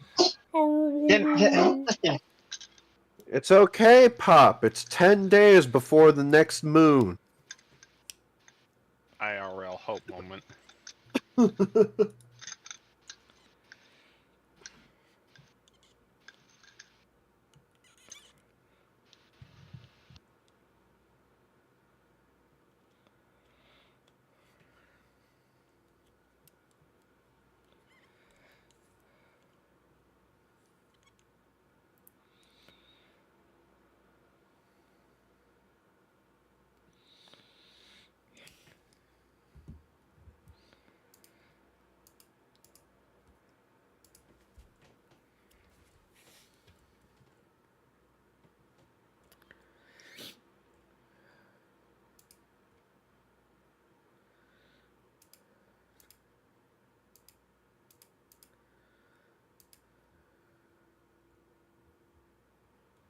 hi.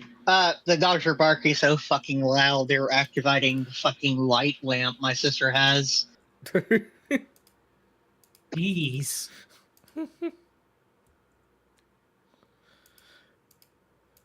Yeah, sorry. So, what did you say, Mara? I didn't catch that in bit.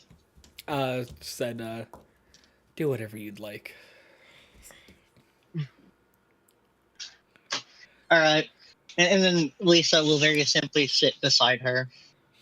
She's doing what beside her? I'm going to kill myself if you make that joke ever again.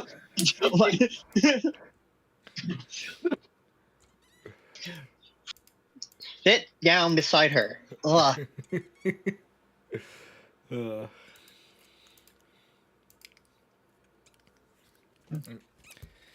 And yeah, as you're sitting together, Mara will sort of just visibly look kinda tired, kinda dizzy, just very clearly not fully in it at the moment.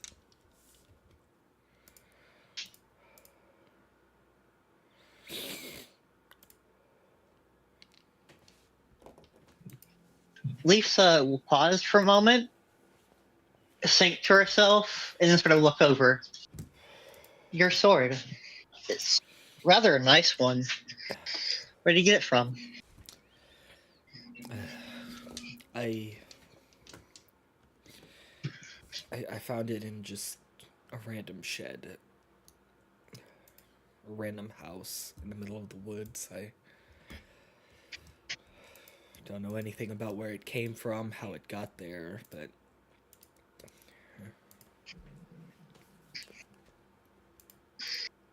Well, if you had to guess, what do you think it would be is from?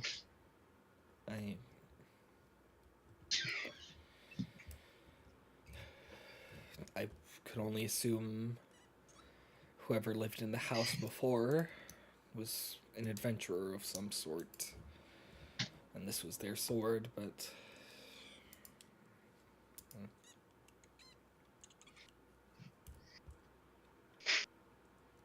Must be a pretty old sword, huh?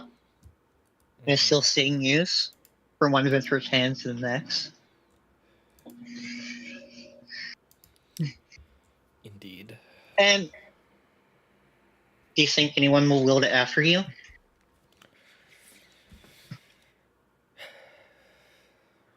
I don't know. You should probably name it then. I mean, it's the Queen's sword. It's your sword.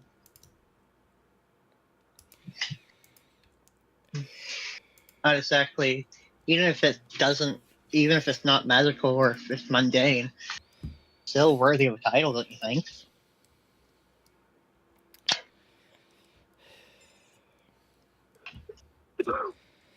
Maybe, but...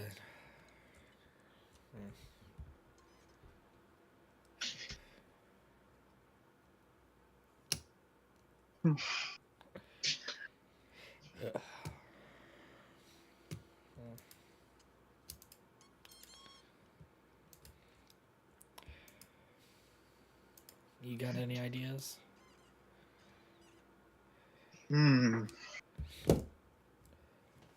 Sort of thinks for a moment, like full on, like our hand going up to her head, sort of like stroking her, like fucking what the fuck is it called? Sin? Yeah, her sin. Like, sorry.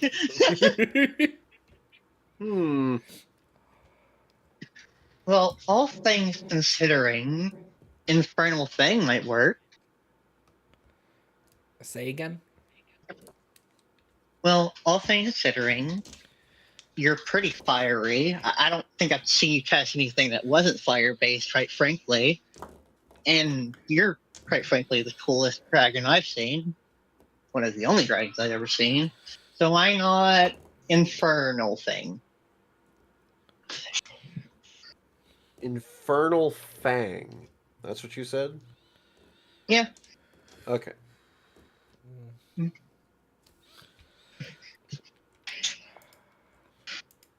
I almost heard Infernal Thang. Hey, look at that thing. Look at that infernal thang there, brother.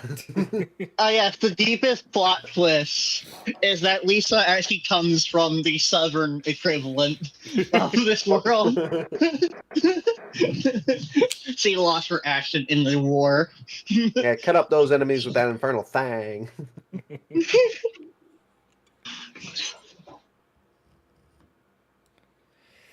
That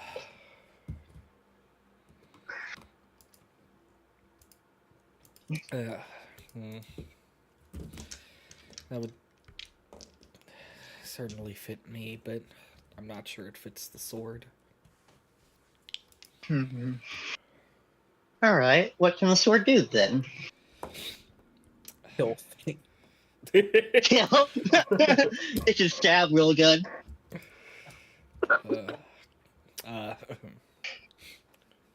Those katana, it cuts real well.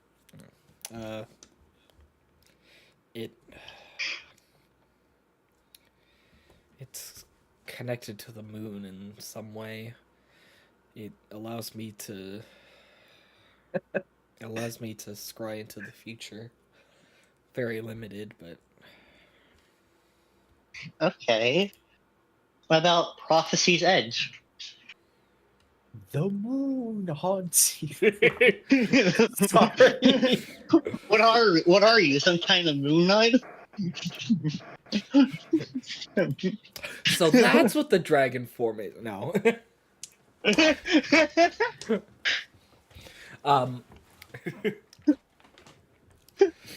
Okay, so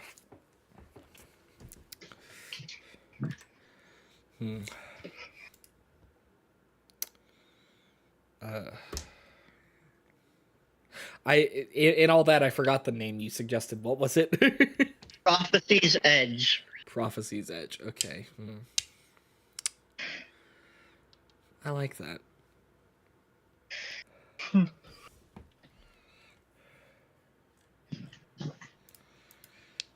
There's something on.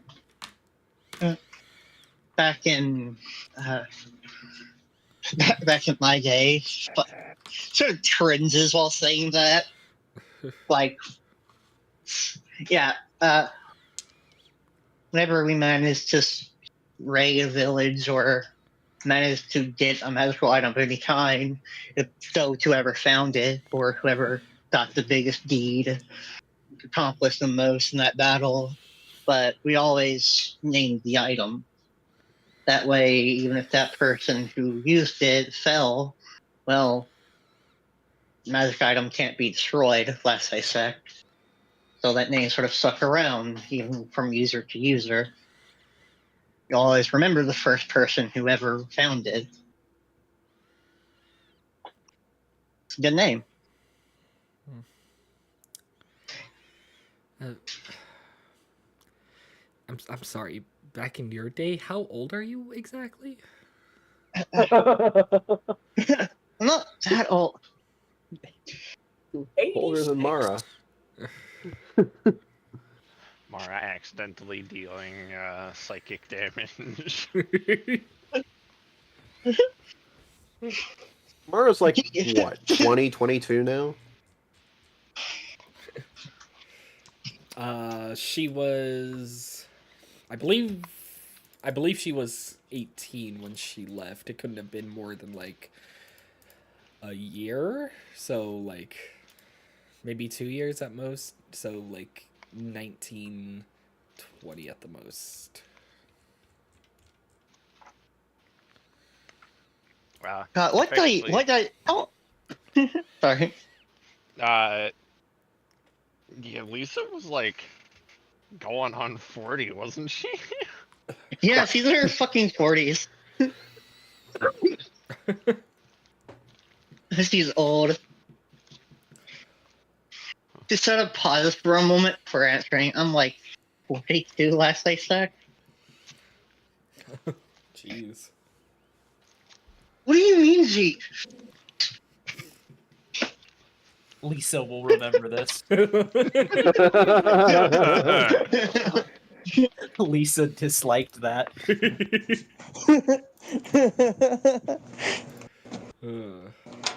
You lost reputation. You lost karma. All right, Mara, roll initiative. You know what? I take back my apology. You deserve that. All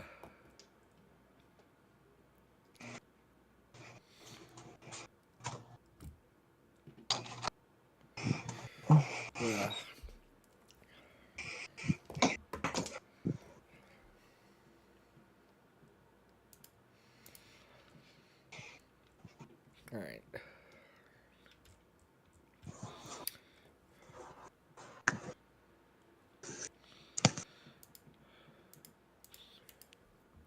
All right, Miss Fry's chicken. How old are you? Spring chicken. Words. Oh no.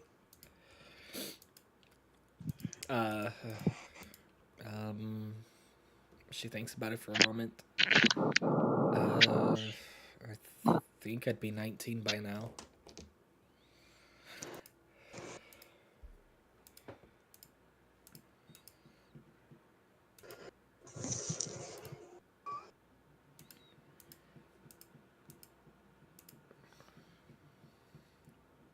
Lisa takes another point of psychic damage.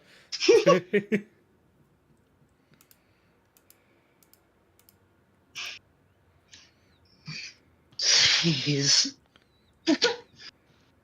Lisa sort of just rubs like the back of her neck. I'm like double your age.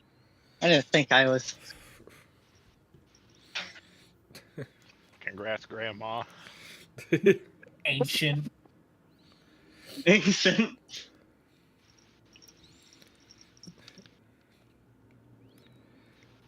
You could have had a kid with their own children by now. Don't. Lisa, confirmed Lisa, inventor those of the Alabama.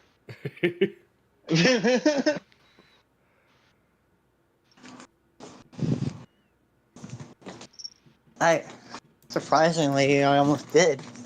I used to be part of Lyresa's temple, of all things. I would have been a lot happier if I did have a family.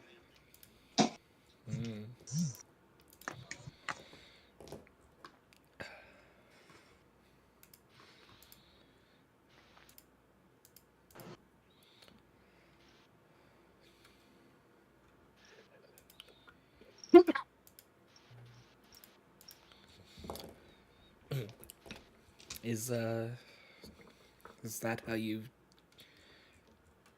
Gideon came across you? Oh, no, that's. It sort of shakes her head. No, I'm afraid not. That would have been far more pleasant.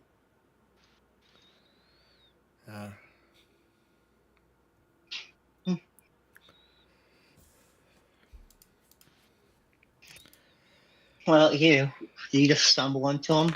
You don't look like the type to ascend the temple. No offense. Well,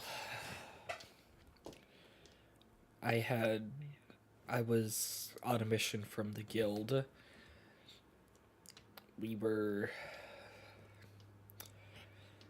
My friend had been knocked out. There were too many of them. There's no way I'd be able to beat them on my own. I might have died, but then he showed up. And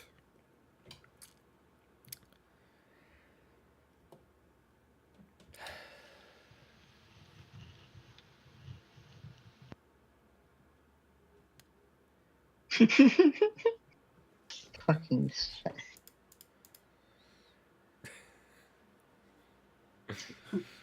Roll wisdom save.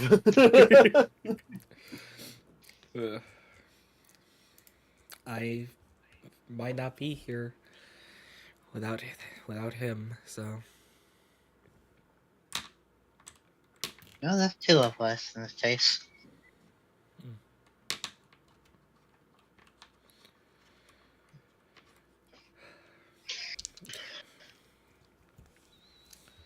So it takes a moment to breathe in and breathe out. I think I told everyone else, so I might as well tell you now, I guess.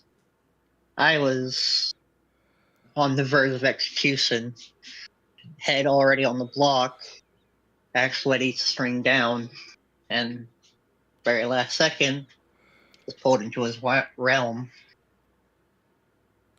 Gave me a choice, and I chose the one that fitted me the best. right. I see. I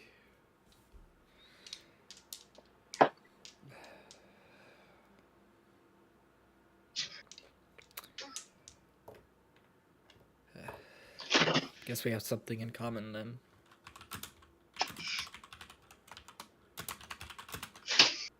What? You were executed? Just sort of half jokes.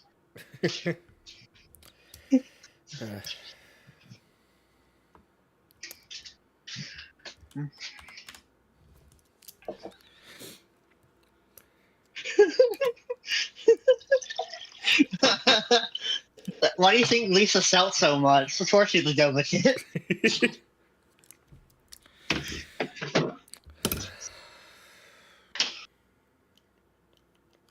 See, Liquor has an ability where she screams and everyone around her gets a buff.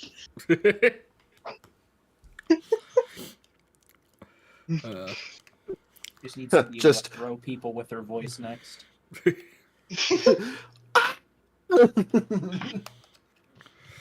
All right.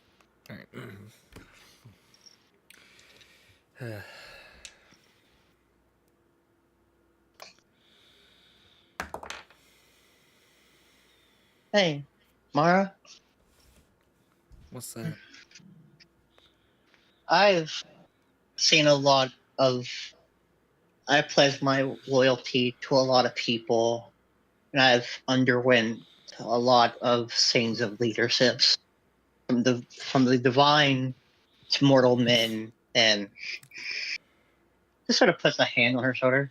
I think you're going to make a great queen, Mara, for already proving yourself to me. Pretty much as that's worth. Thank you. I'm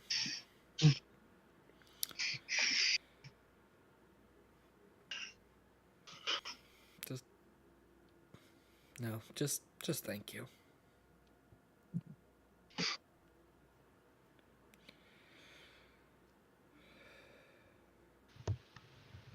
I still simply smile at that. That's a little.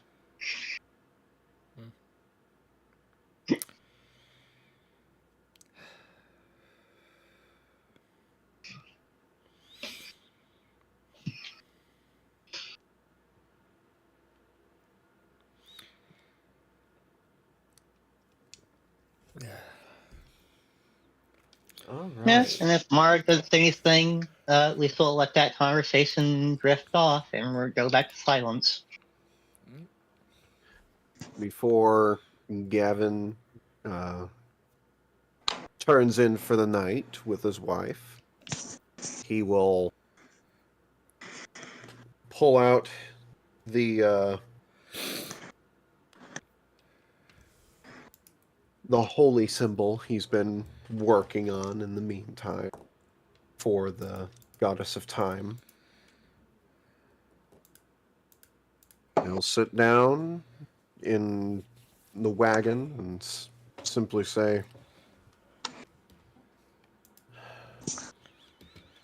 "My lady,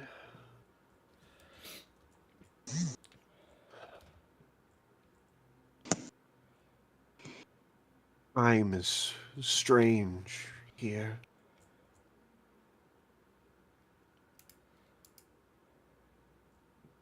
As if it weren't already strange.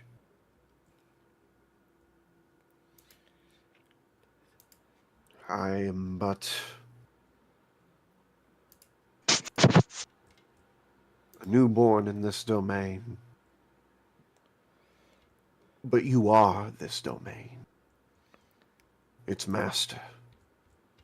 So please, as I rest tonight,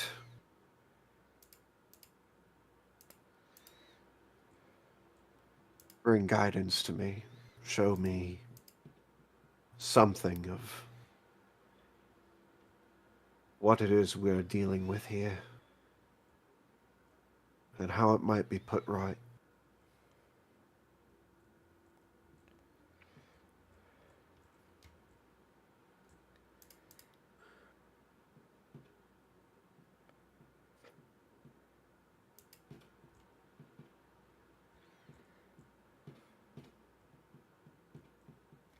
Oh, dear Lady of Time,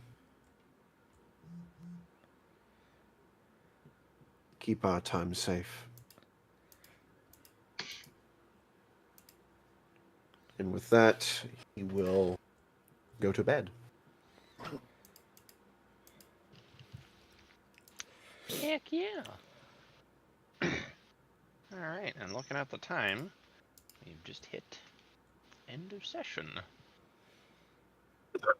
Yippee.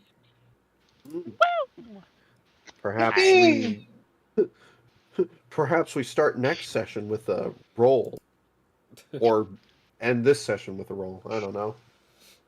Want me to roll Oh, religion? initiative? Alright, sorry. Sorry, Lisa takes back all her words and punches you in the face. Oh no!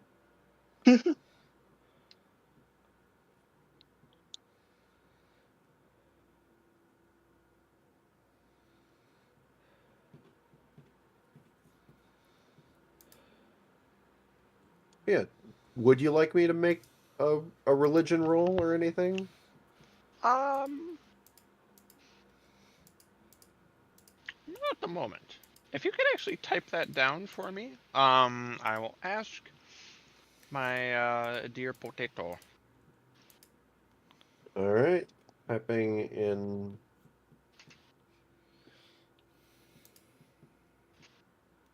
But type out the prayer or type out the question?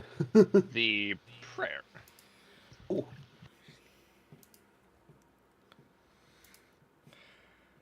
If she wasn't already listening, I'll have to listen again later. I'm so mad I didn't roll a fucking thing higher than 10 that entire session.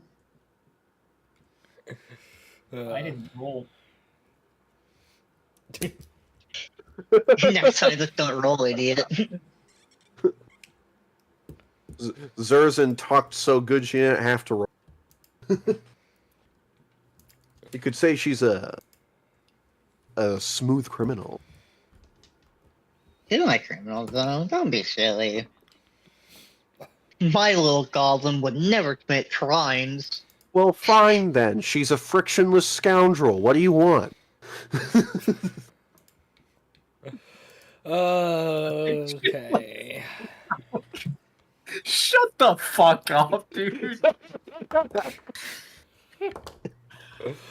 And with that, I hope you all enjoyed. I apologize again for being extraordinarily late with the start of the stream and for the technical difficulties at the beginning. But I hope you enjoyed nonetheless. As usual, we play theoretically every other week, more like 7:30 at this point, really, 7:30 p.m. Central Time. So meet us there. There's a playlist of all the previous streams. Check that out. And yeah, so I will hopefully see y'all next time. A goodbye.